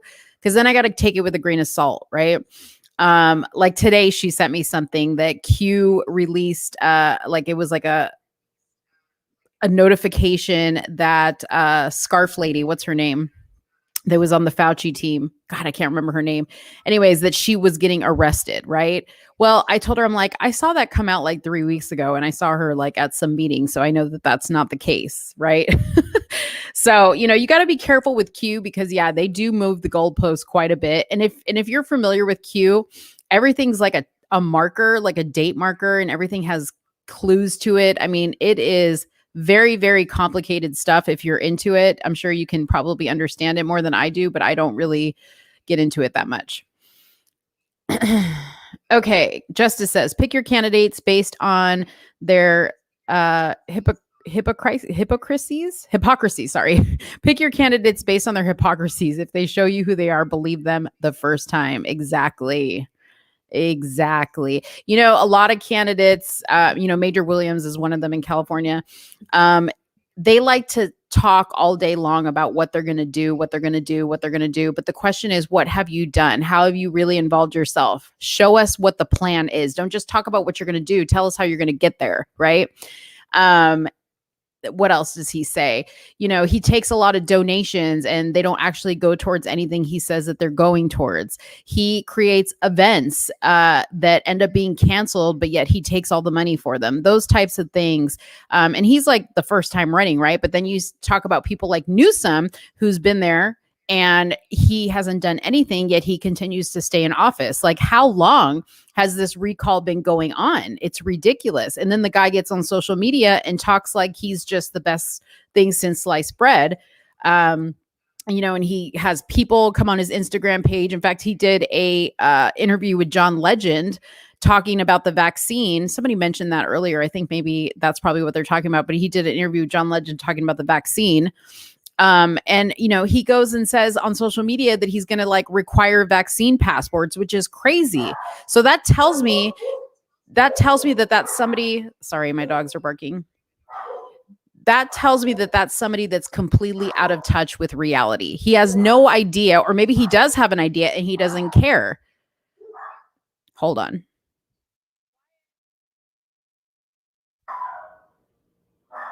My dogs are freaking out. Anyways, again, very typical narcissistic behavior is somebody who there's all this negativity going on around them, yet they pretend like nothing's going on. Like everything's just great. Like, I don't know, I'm getting recalled, right? Or I don't even think there's a chance in hell that I'm going to get recalled. Those are people that are narcissistic. They think they're never going to get caught or held accountable. Okay. Anna Marie says, I worry about people putting too much faith in a person. Yes, I'd love, and it didn't finish. Yeah, I mean, that's a big problem if you put all your eggs in one basket. I mean, even Trump, you guys, even Trump didn't do everything right all the time, didn't say everything right all the time. But I think he was open to criticism from the people around him. And I think that they gave him some of that criticism. And the reason why I say that is because like when I watch him speak now, there's been a few events that he's spoken at. I feel like he's improved a lot in how he speaks and how he carries himself. I mean, he's still essentially the same guy, which I think is the part that we love about him. But like the tweeting, for instance, like the little jab tweets that he would do, I didn't really like. The talk about getting vaccines, I didn't really like. So even people like Trump are not perfect, and we need to even hold them accountable and say, hey, we didn't appreciate how you went about this. This is how we would have rather you went about this. And those are the things that we need to let people know. I'm pretty sure a guy like President Trump is reading comments about him, or at least his team is relaying the comments. Okay. Carolyn says, I couldn't watch QAnon anymore because they keep saying, get the popcorn and nothing happens. I know. How many of you guys remember when they were talking about how there was going to be like this huge, like social media outage and like the cable was going to go down. It was like the night of the election that they were going to shut down all the communications. How many of you guys remember that? Now, true, we've been having like here and there weird things happen. Like in Texas, the power grid went down. You know, we've had like the emergency broadcast system come up a few times. I get that there's been things happening that like in your mind, you could try to piece together to say, okay, this is a sign. This is a sign that they're doing this, they're doing that. But it could also just be coincidence as well. So we have to really be careful about that. Okay. Anna Maria says, I don't like putting faith in one person. I'm a Trump supporter, but not a Trump worshiper. We need to move and stand up. Very, very good comment, Anna Marie. Thank you so much. I have nothing to say to that because everything about it was perfect.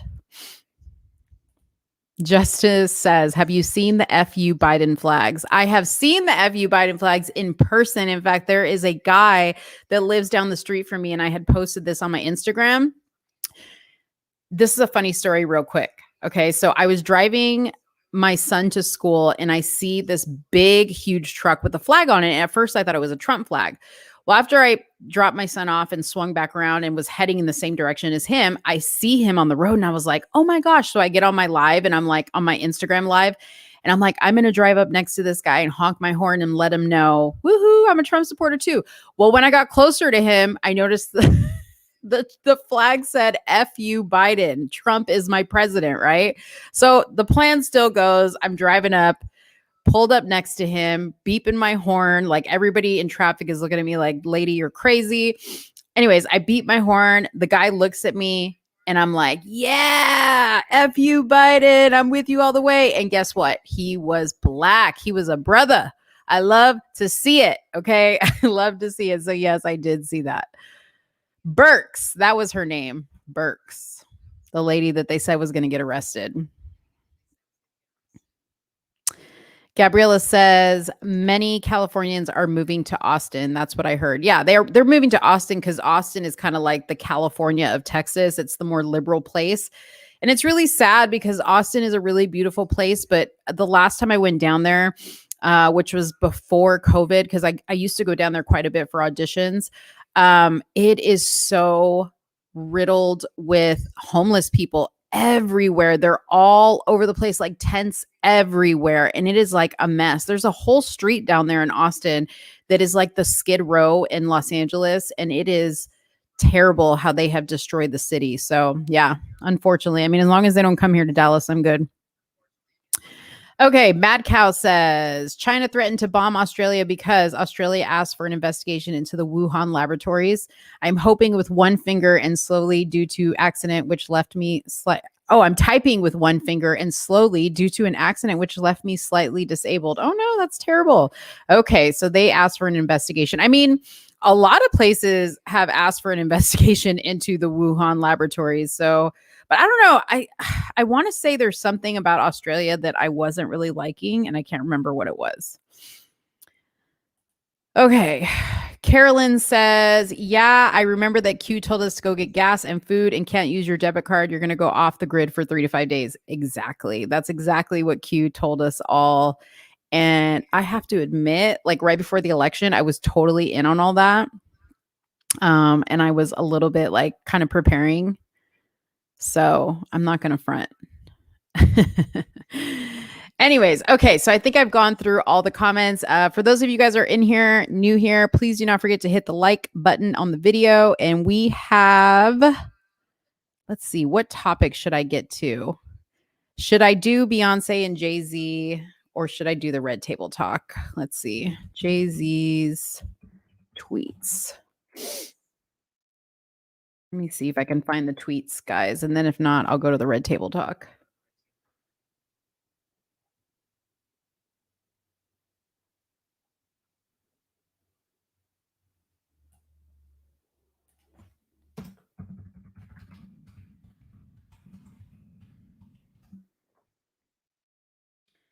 All right, give me just a second.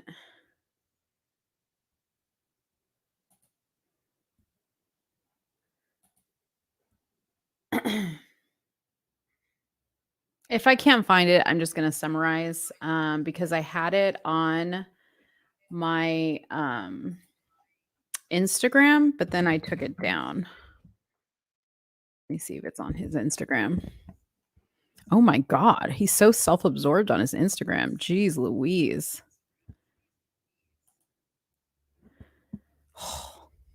Okay. Well, it looks like I can't find that particular tweet, but I'm going to summarize it for you because I'm so good at summarizing. So Jay-Z made this tweet recently, and I don't have Twitter. Somebody forwarded it to me on Instagram, but it was basically to the effect of him and Beyonce do not have roles in their relationship, that they are equal to each other. You know, there's nothing that he can do that she can't do, and vice versa. And to which I replied that, yeah, Jay-Z, did you give birth to the two twins, or did she do that? Because I'm pretty sure that's something only a woman can do, right? And I also found it really, really funny that Jay-Z said this because, well, for two reasons I found it funny, but how many of you guys remember back when Jay-Z admitted to cheating on Beyonce? And remember, she wrote a lyric in her song about Becky with the good hair. And I think he even admitted to Oprah that he had some infidelities in his marriage and yada, yada, yada. So, you know, we need to stop taking advice from people like Jay-Z and Beyonce. Number one, they're really freaking weird. Okay. Number two, I don't think that they are the end all be all for like what a relationship could be or should be. I just think that they have a very unique situation. They're both billionaires. They both understand that life with each other, and that's great. But I think they need to shut their mouth as far as, you know, giving us relationship advice. So this is the other thing that I thought was really funny. So back when Beyonce was part of Destiny's Child, okay, she wrote a song called Cater to You. Now, the social media world or whoever is trying to cancel this song, okay? They're trying to cancel the song because it talks about a woman catering to her man. Okay. Now, me personally, I don't think that there's anything wrong with that. In fact, I think as a wife and as a woman, especially if you're a wife, not so much if you're a girlfriend, do you need to fully cater to your man, right? But I think that if you are a wife, yeah, I think you have a responsibility to, you know, be a good wife and, you know, do things for your husband, and you have a role and he has a role. Anyways, I wanted to show you these lyrics in this song. Okay. So I'm going to read a couple of lines here, a couple of bars to you guys, so you guys can kind of hear what this has to say. But it says, baby, this is how it starts out. Baby, I see you working hard. I want to let you know I'm proud. Let you know that I admire what you do. The more if I need to reassure you, my life would be purposeless without you. Okay.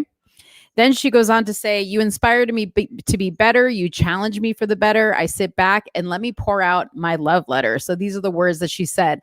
Let me help you take off your shoes, untie your shoestrings, take off your cufflinks. What you want to eat, boo? Let me feed you. Let me run your bathwater. Whatever you desire, I'll supply you. That's what she says. Sing you a song, turn the game on. I'll brush your hair. I'll help you put your do-rag on. Want a foot rub? Want a manicure? Baby, I'm yours. I want to cater to you.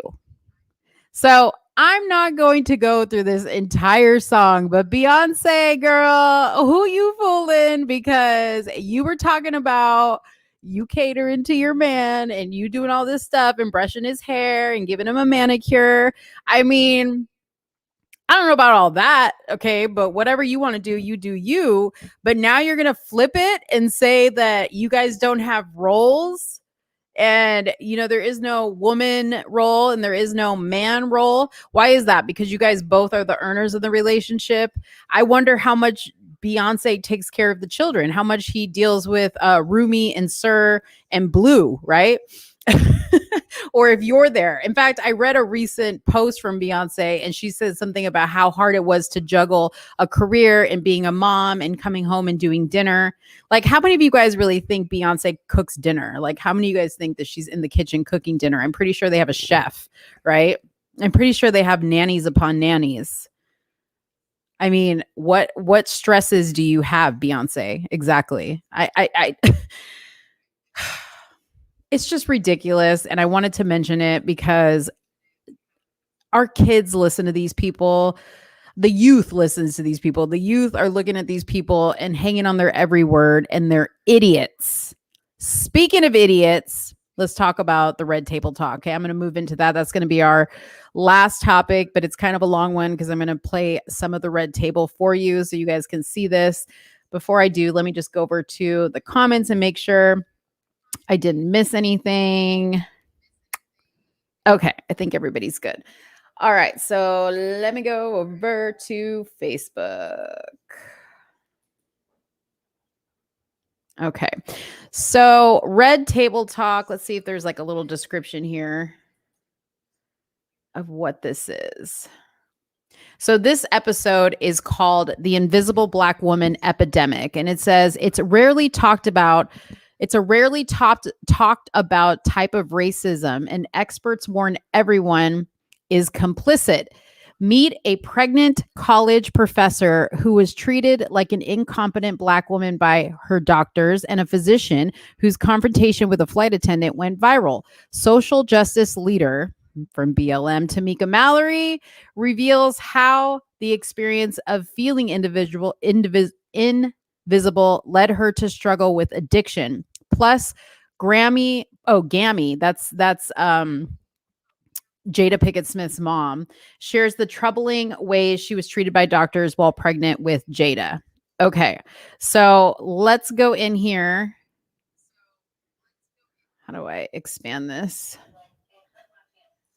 Okay, so I'm going to rewind this really quick. I'm going to share the screen, and we're going to talk about this step by step.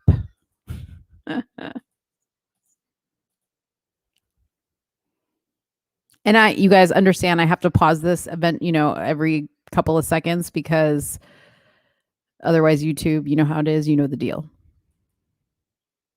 Hearing your stories, this sounds evil to me. Didn't even make me angry. It hurt my feelings. Outrage. And she's like, well, why don't you have your credentials with you? You don't have your diploma with you? Get out of here. Tragedy. Ultrasound showed that I had been in labor for almost 2 days. Shocking stories that will shake you to your core. When I had Jada, I was not treated well. I was denied the pain that I was having. Oh, yes. He made me step off the flight and he asked me, did I know how to behave? Wow. The invisible Black woman, the epidemic we need to talk about.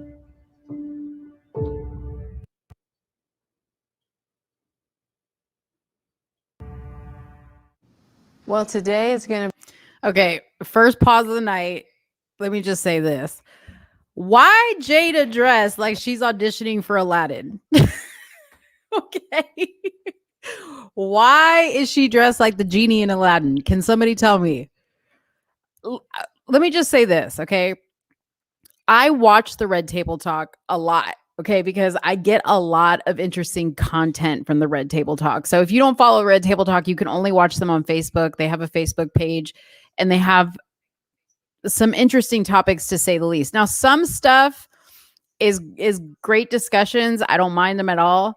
But this particular one, I want to come on and talk about because here we have, and I don't know about Gammy, right? Because Gammy's this one right here. So this is, let me just introduce everybody. This is Jada's mom, Gammy, and she's always on the show.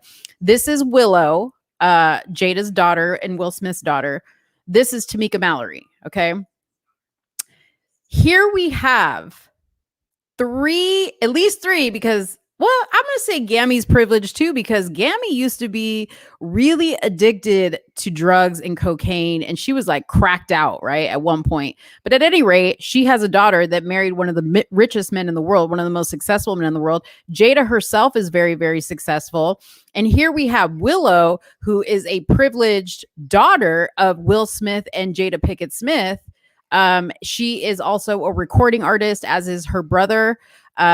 What's his name? Damn, I can't remember his name. Anyways, he's been in movies with Will as well. But I just want to point out, here we have, and Tamika in herself, I don't like her, okay? But she's very, very successful at what she does.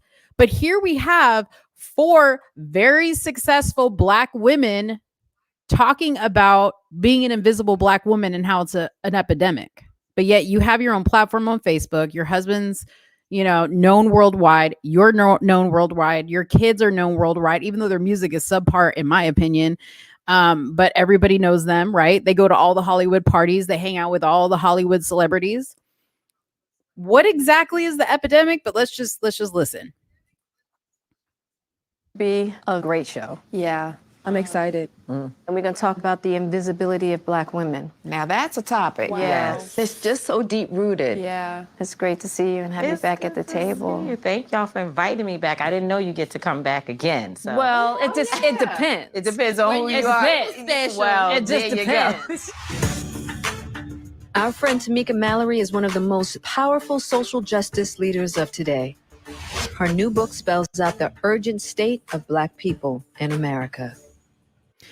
So I'm gonna pause it right here, because Tamika became most well known when she started to speak out on Breonna Taylor. Okay,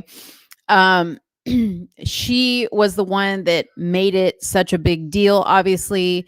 But what I do want to point out, and she's a damn liar for this, because she's going to sit up here and act like she's, such a supporter of Breonna Taylor's family, right? But Breonna Taylor's mother came out and said that she has not seen a dime of financial support from these people that use her daughter's name to run GoFundMe's and protests in her daughter's name. So she is sitting here painting a picture that is completely false, because it is well known that Breonna Taylor's mom came out and said, these people have done nothing for me. Okay. Now, granted, Breonna Taylor's mom got a huge payout from the city for what happened to her daughter, but these people have not done anything for her.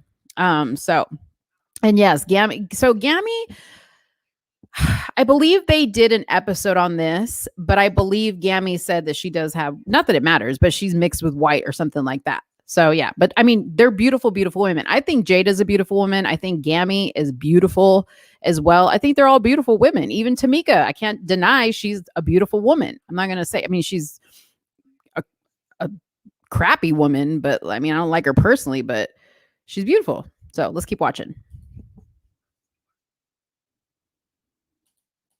The things that I love is that you show up for the invisible Black woman. You really do. You were out there for Breonna. If it was up to the world, Breonna Taylor would have been forgotten. Yes. She was murdered on March 13th. I think because there was no video, a lot of people were like, I don't know. Not so sure. And they're not so sure. It didn't really happen that way. There was a young woman. She had 6 bullets in her body. She was sleeping in the bed. They woke her up for nothing. Okay, so there she is lying again. I mean, this is not to go over the Breonna Taylor situation, because I did a whole video on that. But here she is lying again, saying that she was in the bed and they woke her up. Okay, no, she was in the hallway when she got shot with her boyfriend, who used her as a human shield.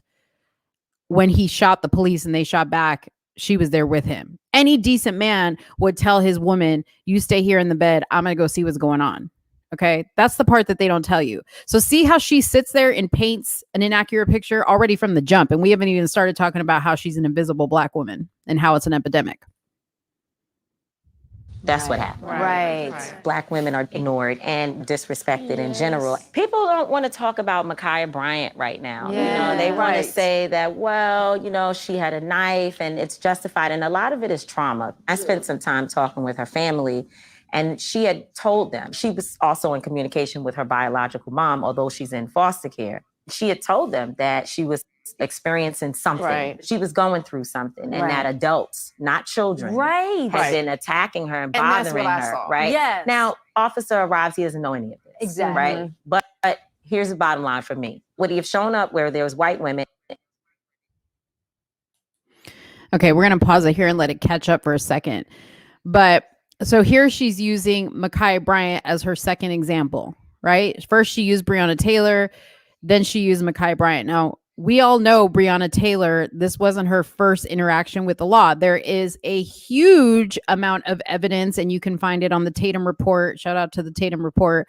But they have the transcripts, the jail transcripts from her partners having conversations with people while they were in jail on the jail telephone, talking about how they were moving drugs and whatnot and how Brianna was involved in that. Okay.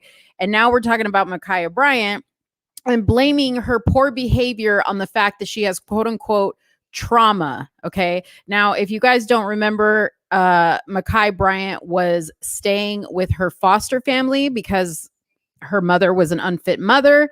I did a whole live where we went through her Instagram and saw that her mother really didn't care 2 cents about her until she got shot, because every single picture on her mother's page was about her and you wouldn't have even known that she had a daughter. Okay. So when we want to talk about trauma, let's talk about the fact that whatever trauma these girls are going through is not the fault of who they're trying to blame it on, which is society or white society.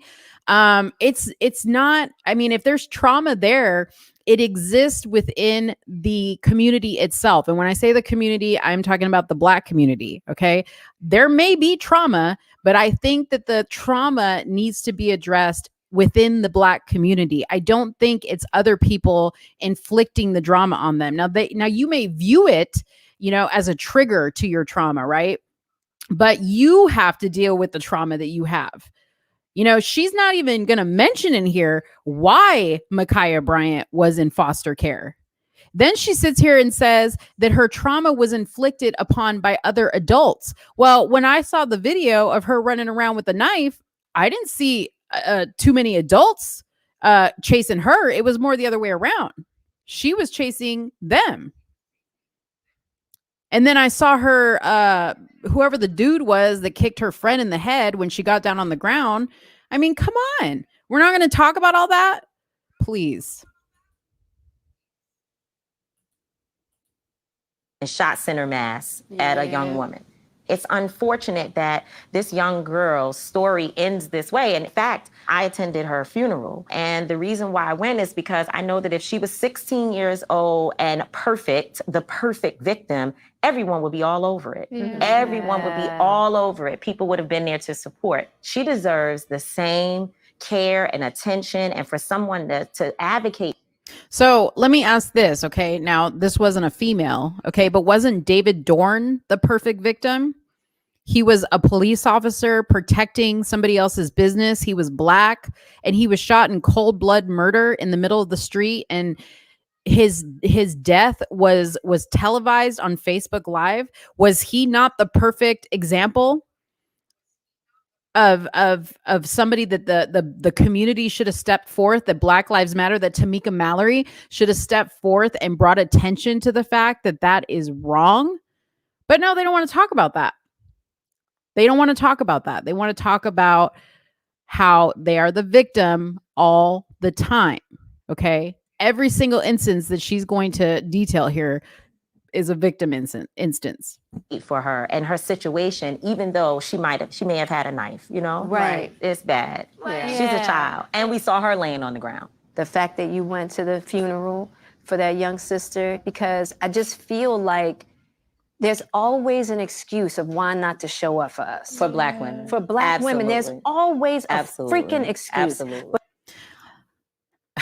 That I didn't understand. There's always an excuse to not show up for Black women. I would love an example of when people don't show up for Black women. Okay, we were just talking about Beyonce. She sells millions and millions of dollars in records and concert tickets, right? Then you have a Black woman, God, what's her name? That she wrote the amazing show Grey's Anatomy. She wrote several other shows. She has won many, many awards for her work in writing. There's countless other women, these women at the table included, who people show up for all the time. But let's talk about a Black woman who doesn't get, as an example, who doesn't get shown up for. Let's talk about Candace Owens, a beautiful, intelligent Black woman, but because she is a conservative Black woman, when I say they, her own community doesn't show up for her. I'm sorry, but I'm calling bullshit on that. You can't say people don't show up for you when you only choose to show up for those people that say what you want to hear, right? That act the way you want them to act. Those are the people that you show up for. I cannot think of a single example for a Black woman that society, that we all know, right? The society hasn't shown up for. I mean, I know plenty of Black women in my personal life that I show up for all the time. I don't have to even, I mean, nobody has to justify that. Nobody has to say, oh yeah, I show up for Black women. Nobody has to justify that. But if you're going to make that accusation, then you better come with the examples of how society doesn't show up for Black women. Give me a break, Jada. Come on now. Yet, we are always expected to show up for everybody. Everybody. So, Tamika, when were the times that you felt invisible? I think I feel invisible all the time. That invisible feeling is one that I have probably felt my whole life, from school days all the way until now. And people don't understand what feeling invisible means. Because it's like, I'm loud, I talk a lot, talk all the time. And they're like, you can't be invisible because we can't miss you. You're always there. But my feelings are not always valued. My opinion of things, I'm constantly having to raise my. So what? Like, that's reality. See, this is the problem. Just because you're Black doesn't mean that every single feeling you have has to be justified, or every single time you have a protest or a book signing or whatever that people have to show up. Obviously, they are showing up because you are very, very successful at what you do, apparently, even though what you say is, you know, you're full of, in my mind, in my opinion, you're full of it. But to say that you feel so invisible. See, again, here's examples of narcissists. They are making themselves the victim when they're sitting here on a platform that not a lot of people have. So what do you mean you're invisible? You're sitting here on the red table on Facebook, okay, with, here it says 45,000 people watch this video. I'm sorry, 2.7 million people watch this video. 45,000 reacted to it, and 5.2 thousand commented on it, and you feel invisible?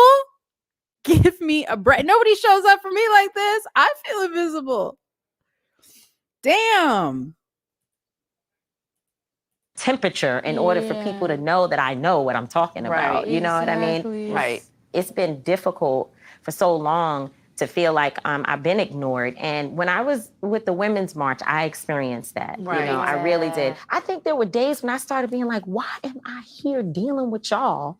And I got my own problems. And like, I'm getting beat up left and right. It was just too much to think about. So I started taking Xanax, taking whatever you could do to sleep, because that sleep is an issue when you're stressed and not able to rest. Any pill that somebody would give me that had the ability to make you calm down and to deal with anxiety, I wanted it. I got addicted, and now you want.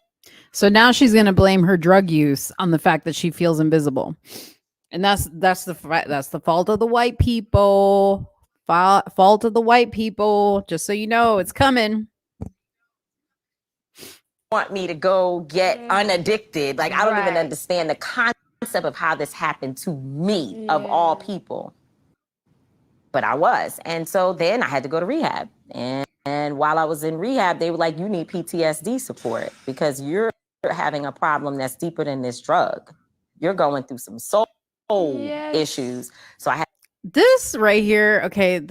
They do. If you guys watch Red Table Talk, this is the most annoying thing about it. And you'll hear it all throughout this video that they're just like, yes. And Willow, she constantly looks like she's trying to squeeze out the biggest bowel movement of her life. Okay. She always has this look on her face. I don't get it, but they're always like, oh, yes. Oh, yes. I don't know what that is. I don't know if they haven't gotten the memo that shit is annoying.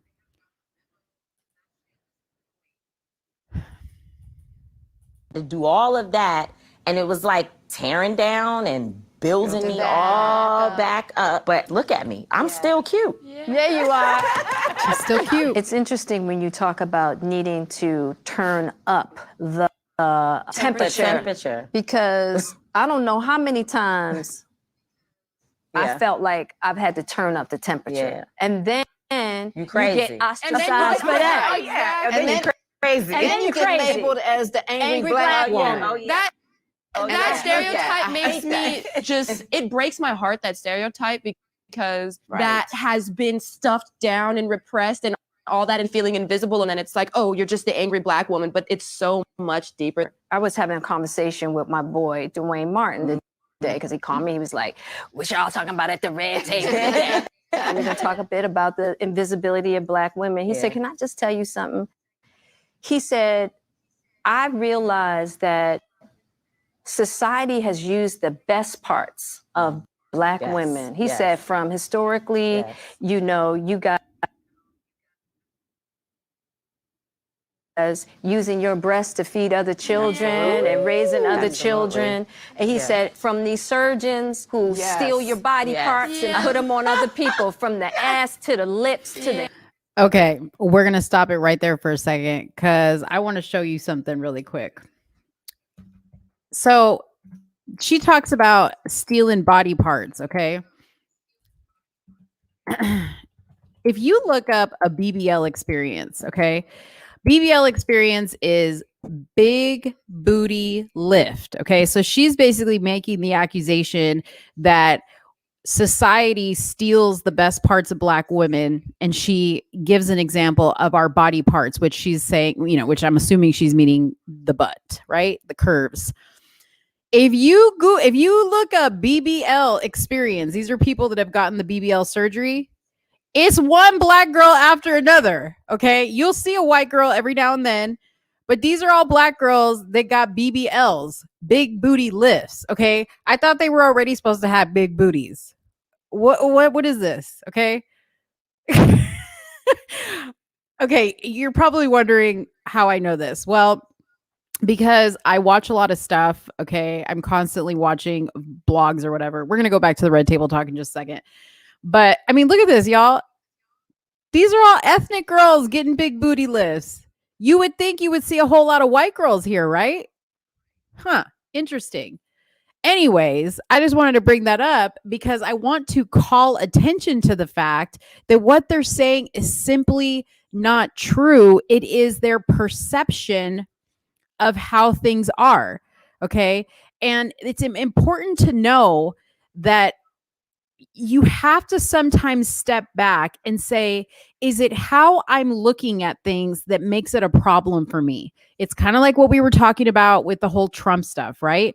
You have to sometimes step back and say, what part am I playing in this torture that I am experiencing? And I don't say it's 100% the situation, because I'm not discounting the fact that there aren't people that stereotype black women, or there aren't white women who try to look more ethnic with the lips and all this other stuff, right? But I wouldn't say it's the majority. And I think it's a very, very just irresponsible statement for Jada to make. You know what I mean? It's a very, very, and you know what? They're really good friends with the Kardashians. I wonder how many times she's had this conversation with them, because I've seen them many times together. You know, why doesn't she call out the Kardashians and say, hey, why are y'all injecting your lips and your butts to look more like us? Why are y'all dating our black men, right? You would think that's real close to home for Jada. She can take it up with them right then and there, but she doesn't. She brings it up here on social media on her huge platform so that little girls and young women look at this stuff and feel bad about their skin and feel bad about who they are and feel like they're less than and feel oppressed. And they just keep pushing this narrative to you so that you buy into the bullshit, which is why they don't show up for women like Candace Owens, who constantly speaks about the fact that you can be black and you can be successful and you can have everything that this world has to offer, and you don't have to depend on anybody to get it done. That's why they don't hold women up like that, because those women don't feed the victim mentality. That's what it is. we're going to keep watching this. I might fast forward through some of it, but I just wanted to say that it is, yes, Sonia, it is hypocritical. Hips to the thighs. And he said, and you know what? They steal the best parts of you guys and throw the rest away. That's right. That's exactly right. And he said, it's like, you know, in slavery, when they would take the best parts of the pig or the chicken and they could give us the scraps. The scraps. But when he broke it down like that, I was like, dang. I was like, that's deep. So that goes along with that foundation of invisibility. 100%. One of the most shocking consequences of Black women being invisible is when it comes to healthcare. Check this. Tressie McMillan Cottom says she was pregnant and in crisis, and all the doctor saw was an incompetent Black woman. How does she know that?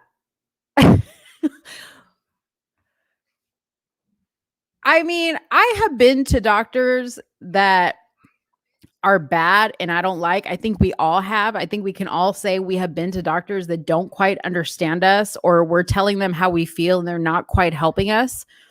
Does that mean that they don't understand us because of our race? Does that mean that they're racist? Listen to this interview and you tell me if this makes any sense on how she's correlating it to the doctor making her feel incompetent. Just listen.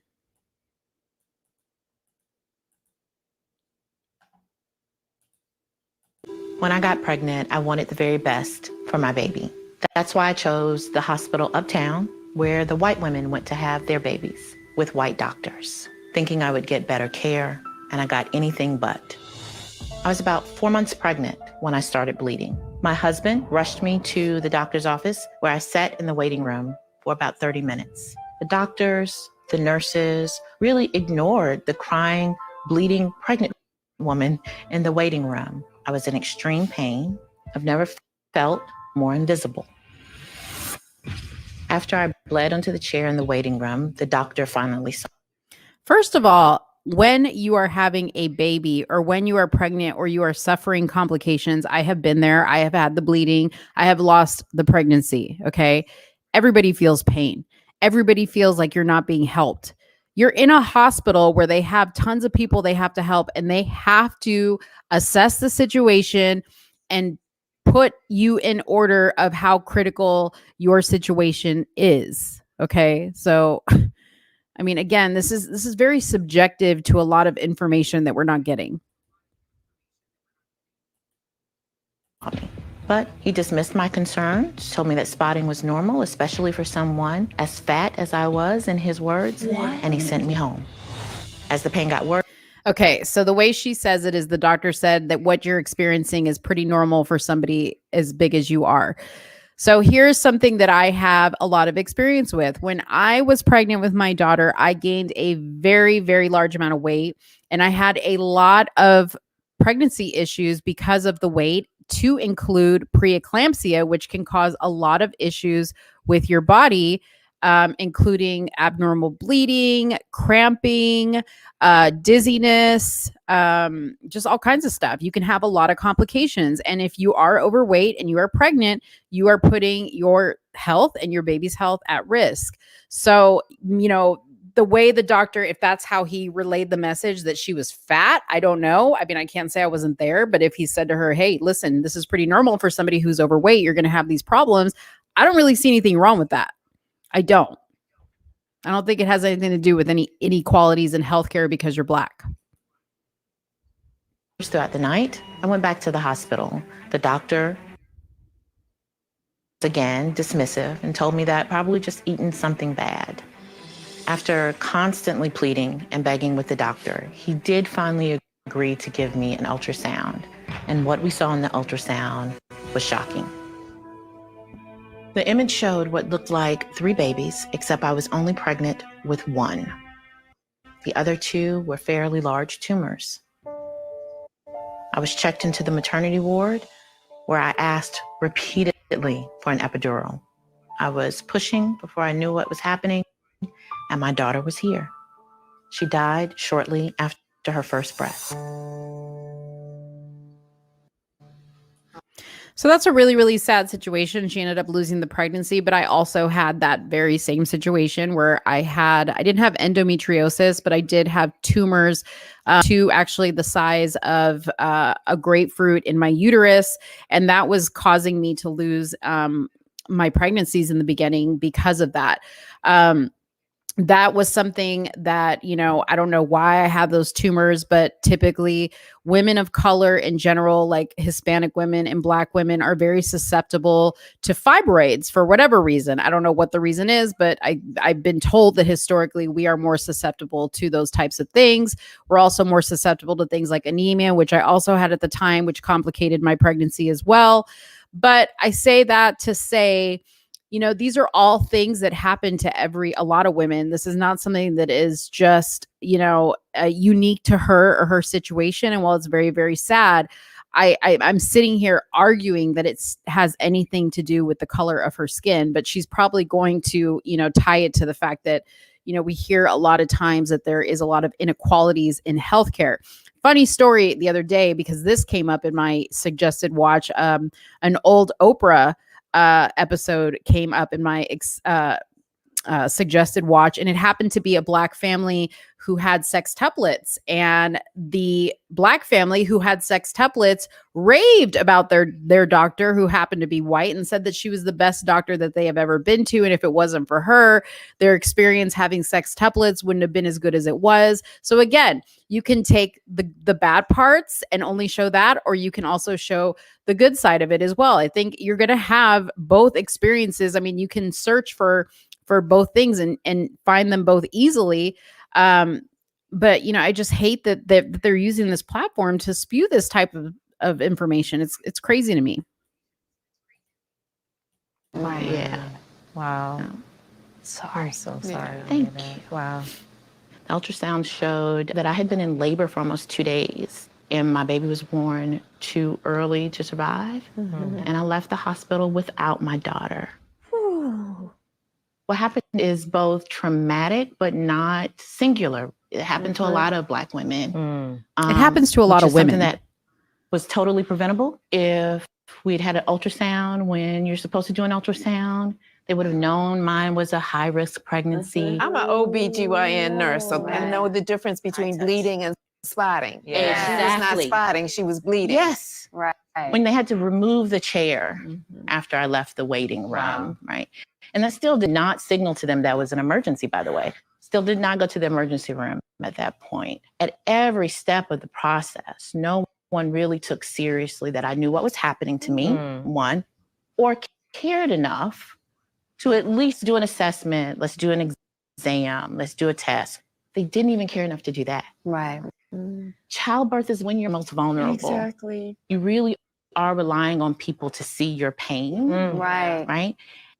And people's ability to see your pain relies on their ability to see you as human. Yeah. Yes. The experience for me was a loss that shouldn't have been a loss, but worse than that, a loss that no one treats like a loss. It is just traumatic.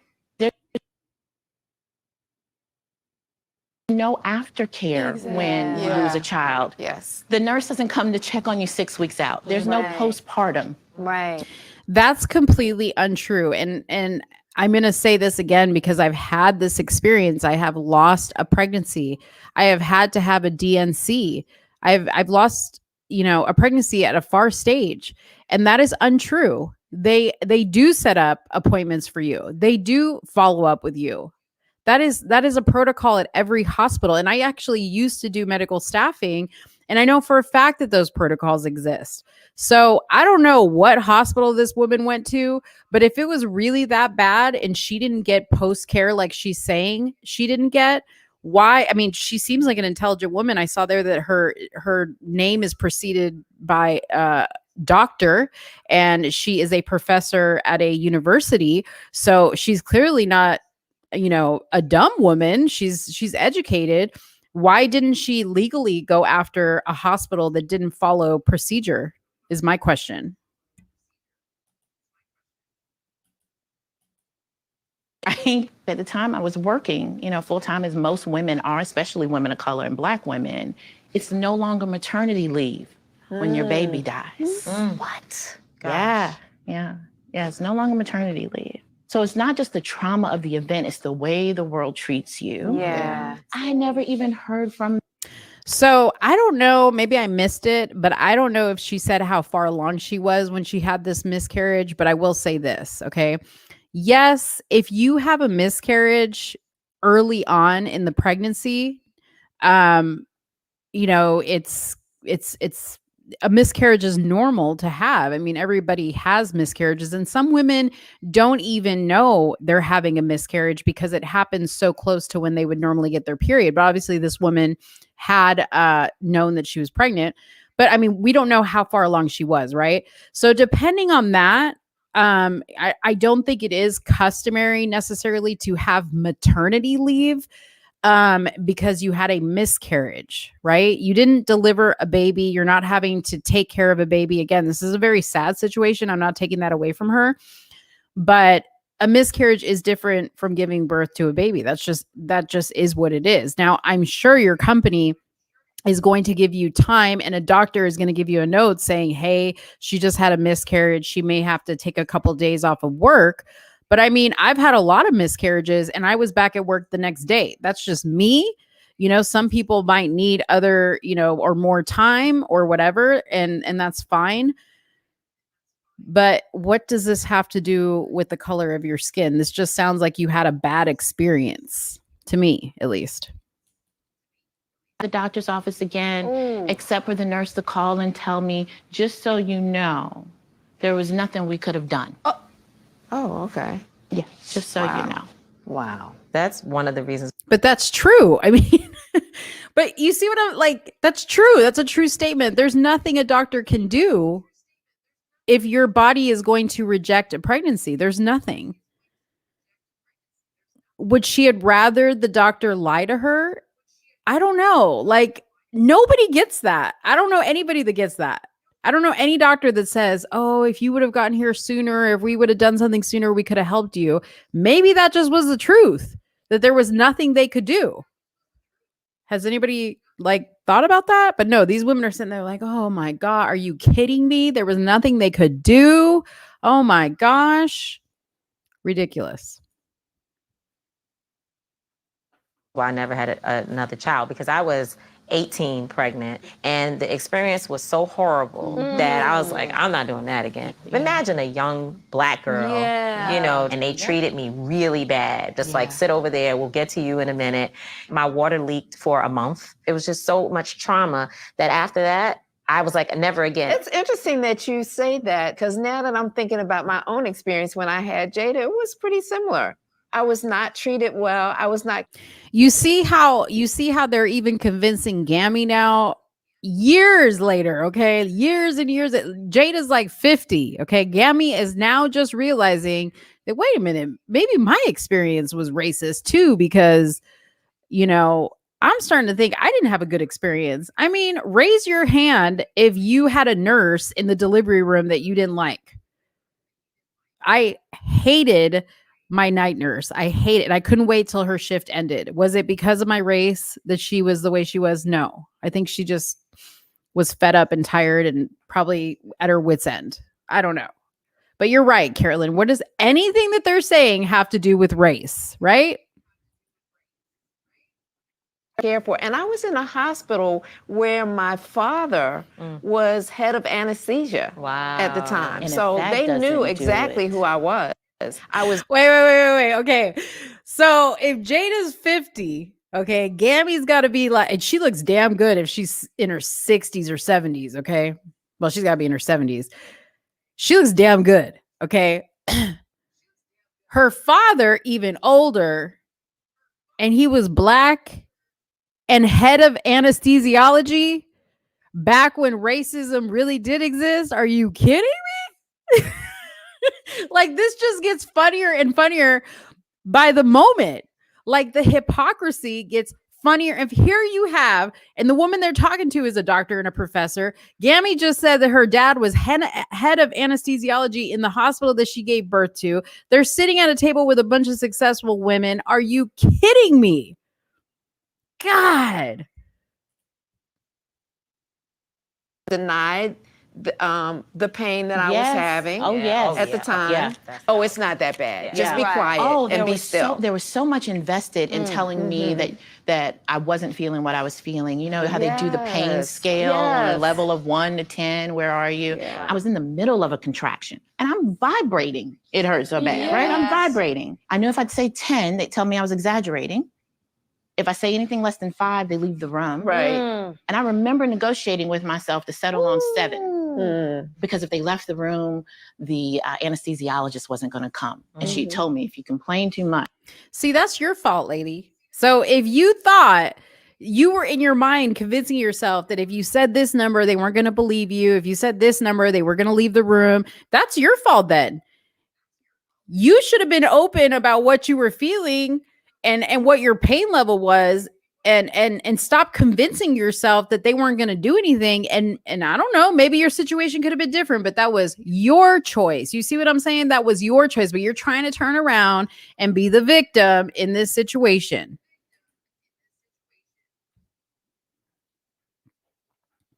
He doesn't like complainers. Oh my God. Yeah. He won't come. Yeah. And I was terrified that he wouldn't come. Yeah, because I wanted the epidural badly by that point. Yeah, I was terrified. I hate to bring it this far, but you're looking at a woman in pain, the most vulnerable place she's ever been in her entire life, and you're just going to, like, that seems evil to me. Right. Like, that seems like an evil thing to do. I did have to start to think about, how did I end up in a room where there was no one to speak for me? What couldn't I have done differently? Yeah. What is too much to ask for from somebody else to advocate for you? Right? Wow. I have a family, health insurance, all of those things that are supposed to matter. Advocacy takes somebody willing to hear you. Yeah. You can say a lot of things. If people won't hear it, it really doesn't matter. Yeah. And I tell people all the time, I'm asked to testify before Congress and et cetera. No, you don't bring me in unless you're serious. Yeah. Because I don't perform trauma for people who are not invested in fixing the problem. That is. All right, let's move on to the next story. Incident on an airplane that left her feeling Crisis. There'd be a public health campaign. Sorry, guys.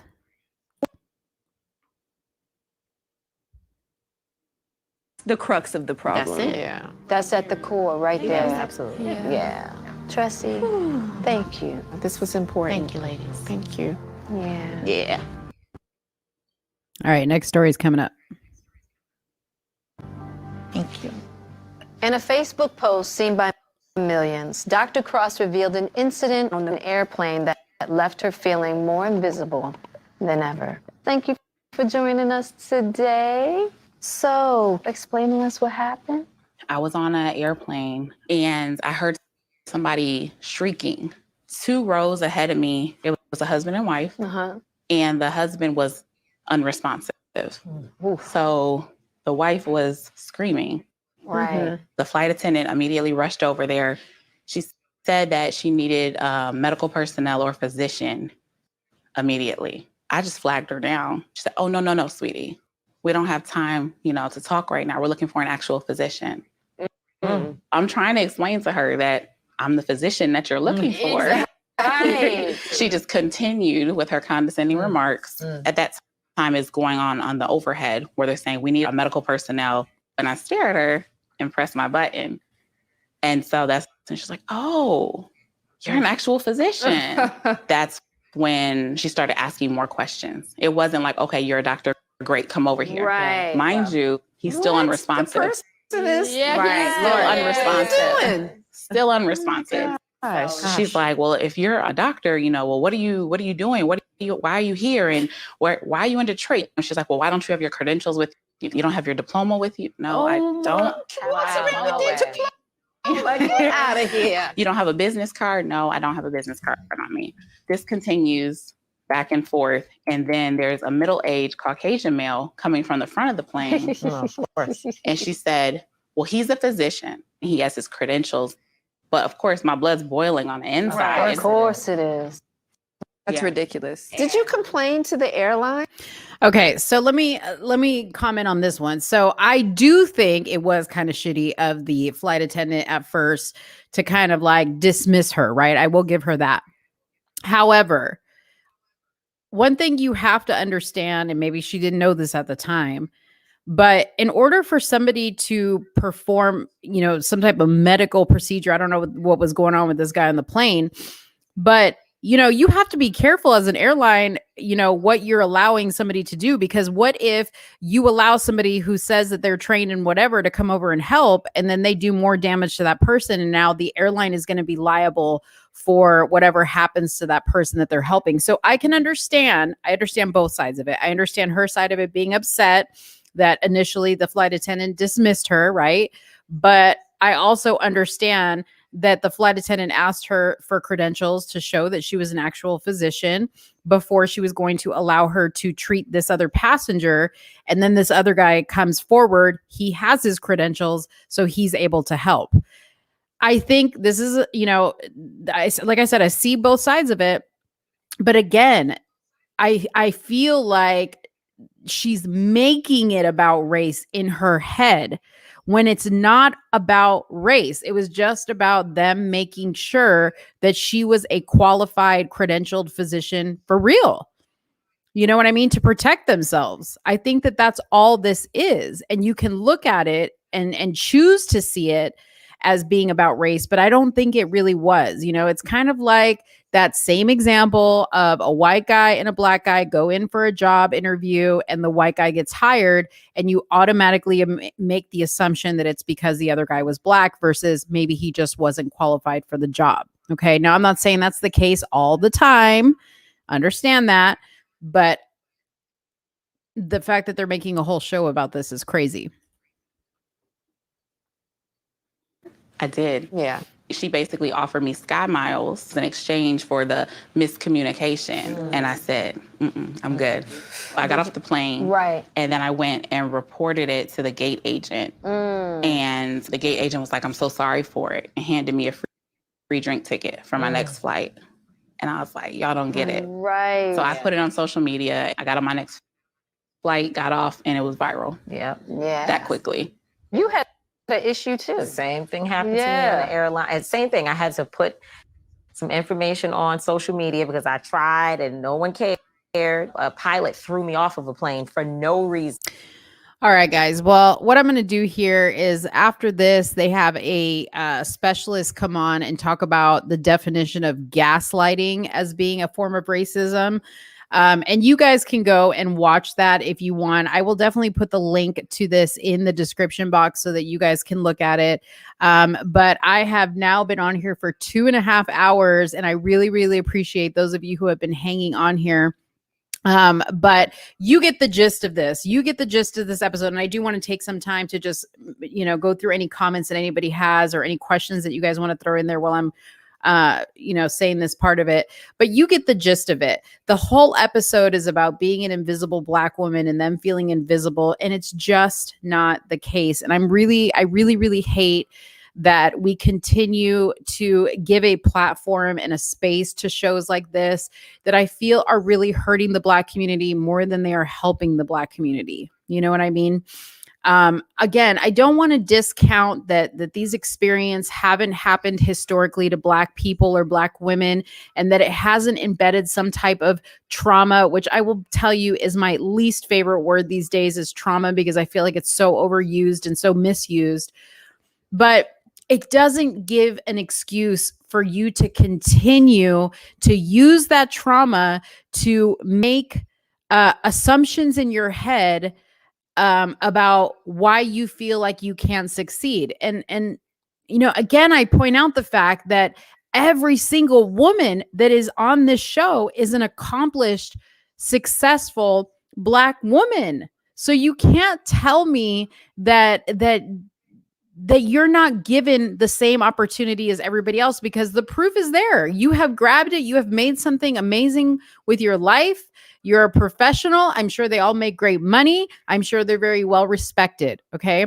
But to be in a position like that and to use your platform to continue to push this narrative that, society doesn't want to see you succeed because of the color of your skin is just frustrating to me. It is so frustrating to me. And I don't know why it is so hard for the Black community as a whole to grab a hold of this. Now, there are a lot of Black people in this world who don't think like this, who don't see their skin color as a barrier.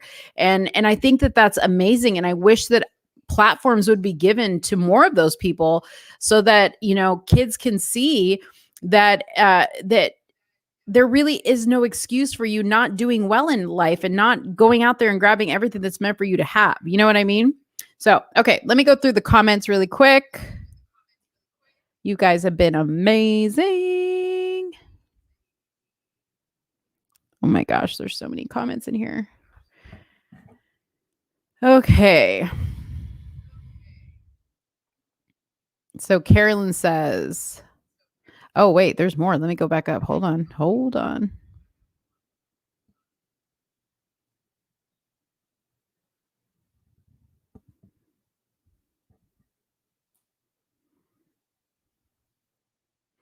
So Mad Cow Mark says, I'm sorry. Let me just start at the beginning here. So great point about Candace. I guess Candace doesn't play the victim, so there isn't anything to gain there.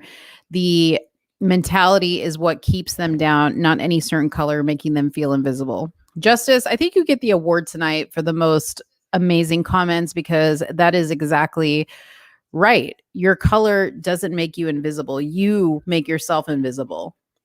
So that's a great comment. Okay, so Mad Cow Mark, I wonder if someone started a GoFundMe page for this poor woman and her drug addiction. He's talking about Tamika Mallory, caused by the white supremacist. I'm sure there's a GoFundMe page because she starts a lot of them. Sonia says, Jada is giving me the Ilhan Omar vibes with that getup. Amen. She sure is. Actually, okay, so I do remember because I do watch this show, and this may be the reason. Number one, I mean, if we really wanted to call them out on their BS, I think Jada is culturally appropriating with that outfit, if you ask me. Because last time I checked, I don't think Jada is Muslim, but I don't know. But at any rate, I think the reason why she's wearing a head wrap is because she has been experiencing some hair loss. I can't remember why, but that's, I think, why she's wearing the head wrap. Anyways. Gabriella says, and they call white people racist. I mean, yeah, listen, racism exists everywhere, always will never end. Okay. That is the reality of life, but all white people are not racist. That is just not the fact. Let's see. Justice says, Willa looks like she's ready to barf with all the BS, but all she can get out is yeah. Actually, no, Willow, that's all she does on the show. I don't know why they have her on this show because I truly feel like she brings no value. I really do love Gammy and I really do love Jada as far as like, some of the commentary that they bring sometimes, because some of it is not bad. It's not all bad. Just, this particular show and a few others that they've had get a little bit weird. But yeah, I think Willow, I don't know why they have her on the show. I would much rather have Will on the show. Sonia says it's hypocritical because Black women also culturally appropriate with surgery or wigs to achieve the European type. Exactly. No, that is so true, And in my mind, I just consider it appreciating people's culture, not appropriating people's culture, right? I wear wigs all the time. That doesn't mean I'm appropriating culture. That means I'm trying to protect my hair and not put it through heat damage and styling damage because unfortunately, well, not unfortunately, I'm very blessed to have the hair that I have, but my hair is very thick and curly. And if I over style it, put too much heat to it, it breaks my hair. And it's just the texture of my hair. That's the texture of hair I was born with. So, I wear wigs all the time, not just for that, but because I like to change up my look and it's fun. I'm not trying to do it to look like anybody. I'm just doing it for me. So I don't really hate on Black women who want to wear wigs that make their hair texture different or straight or whatever they want to do. Or even if they want to lighten their skin, I don't care what people want to do. I just hate when it gets turned back around on white people to say that they're culturally appropriating. I don't think they're doing that. I mean, sometimes, there's that occasional white girl who's trying to act a certain way, or even non-white girl. I mean, other races do it as well. But it's not the rule. It's the exception. Okay. Sonia also says, oh, gee, Dwayne Martin that Tisha Campbell divorced for some reason and that supposedly helped Lisa Ray's ex-husband cheat is dropping knowledge to Jada. Really good point. That is a really, really good point. Okay. Carolyn says the show is very racist. I'm appalled. Gabriella says, but they try to look white. They get their hair straight and get a nose job to look white. Okay, we talked about that. Okay, Sonia says, I gave birth in Manhattan Hospital because my OB was affiliated there. I had a corporate job at the time. Guess what? The young girl in the bed next to me in the room we shared had Medicaid. There you go. There you go. Very good point. And she also says, I had a copay and her insurance was free. Same service, same treatment. Exactly. Very good point. That's exactly how it is.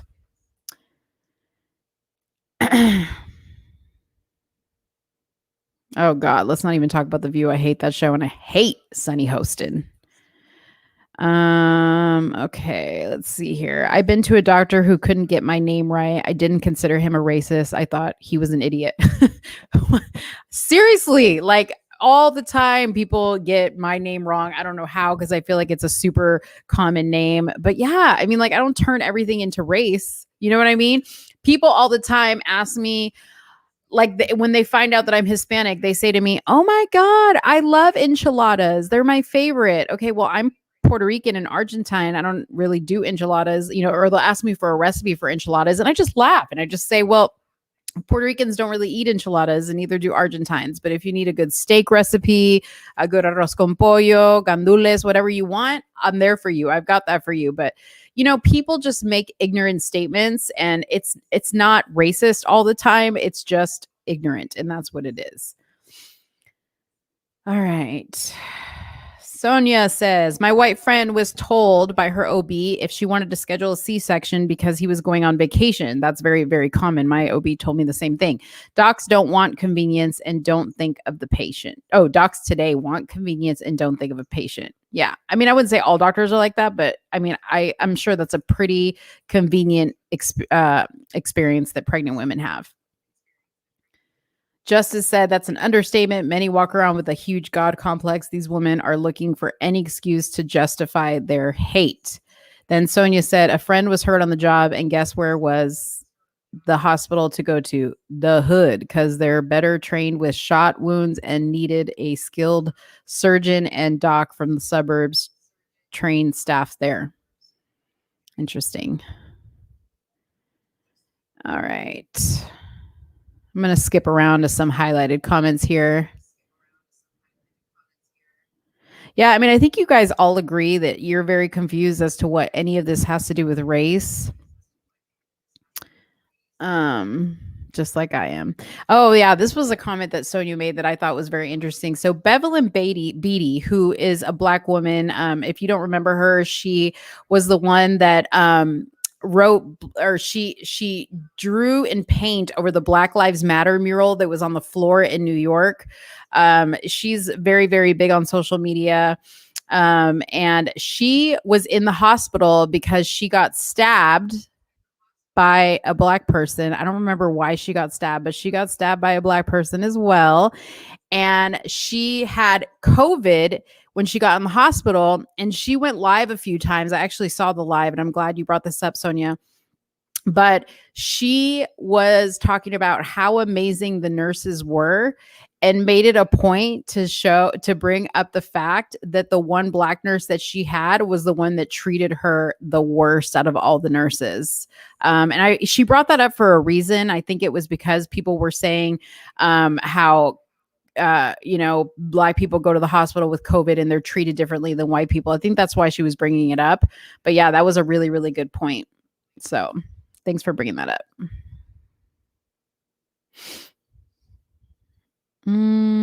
Okay. Yeah, scary how many people watch the show. Yeah, a ton of people watch the show. All right.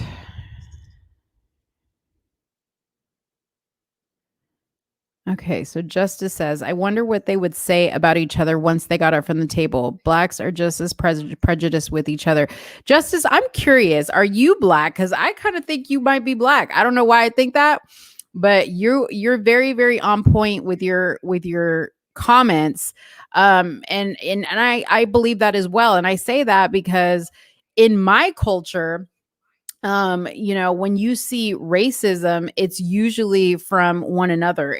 I have never personally experienced racism from a white person as much as I've experienced it within my own race. And even in my family in general, I have a lot of people in my family that look African American. My dad is very dark. And they will say the same thing. They get more racist comments from people within our own culture than we do from outside of our culture. So that is a very good comment, Justice.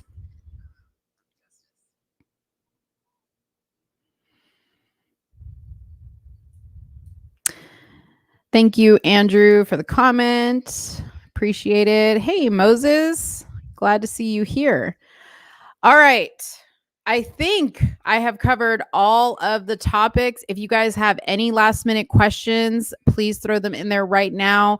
I'm going to go ahead. If nobody has any other comments, I'm going to go ahead and wrap this up. Thank you guys so much for hanging with me for these past 2.5 hours. And for those of you guys that joined the Let's Talk fam, I appreciate that as well.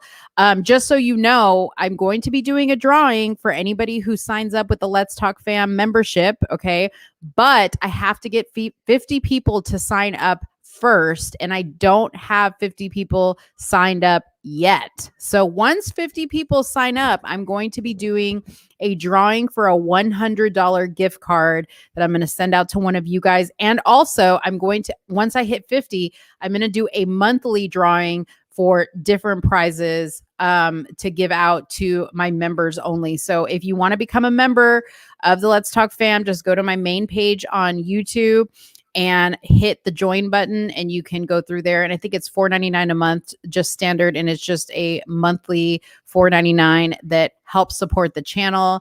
If you guys like what I do here, I really, really appreciate the support. And as always, you can also do super chats. That's another way to support the channel. Let me just read through. Moses, you have a comment. Hold on one second. He says, I know this is off topic, but just wanted to let you know that California guidelines have been lifted by Lord Newsom. I went grocery shopping today and the stares I got by the sheep were priceless. Yes, I did hear that. I heard that. I saw that on social media that somebody else wrote to me and told me how proud they were that they got to go to the grocery store and not wear the mask. I'm really, really happy to hear that. I'm sure Lord Newsom is doing that because he's trying to avoid getting booted from office, and he has to do anything he can to appease the masses. But I don't think that that's going to be enough because he keeps flip-flopping on everything he says and nobody trusts him. Mad Cow, thank you so much. She said, great show. Have a great evening, everyone. Thank you so much, Mad Cow. Thank you to everybody who has joined tonight, everybody who has subscribed to the channel. Make sure that you subscribe to the channel. Make sure that you give this video a like if you enjoyed it. And there's another comment coming in. Sonia says, are you on Rumble? YouTube has been banning conversations lately. I am on Rumble. However, I don't upload my videos regularly. I do have to start doing that because you're right. YouTube has been going crazy with the banning and shadow banning. I mean, today alone, I spent an hour appealing bans on a lot of my videos that you guys probably haven't even seen because they're so old. But I went through and did appeals, asked for re-reviews on videos that, they told me were inappropriate for minors. And it was like my videos on my weight loss stuff, you guys. So it's crazy to me that they would ban a video when I'm talking about weight loss and health, but yet on YouTube Kids, you will find disgusting conversations about sexual orientation that kids are seeing. That just blows my mind. But nonetheless, it is what it is. And, I hope that I can stay on here. But you never know what's going to happen. You never know what's going to happen. So anyways, guys, I think I got all the comments. Thank you guys so much. Have a great night. I love you guys. Take care. I'm going to try to be more regular with these. I know I say that every time, but I've been crazy busy. But thank you guys so much. I love you and I will talk to you later. Bye-bye.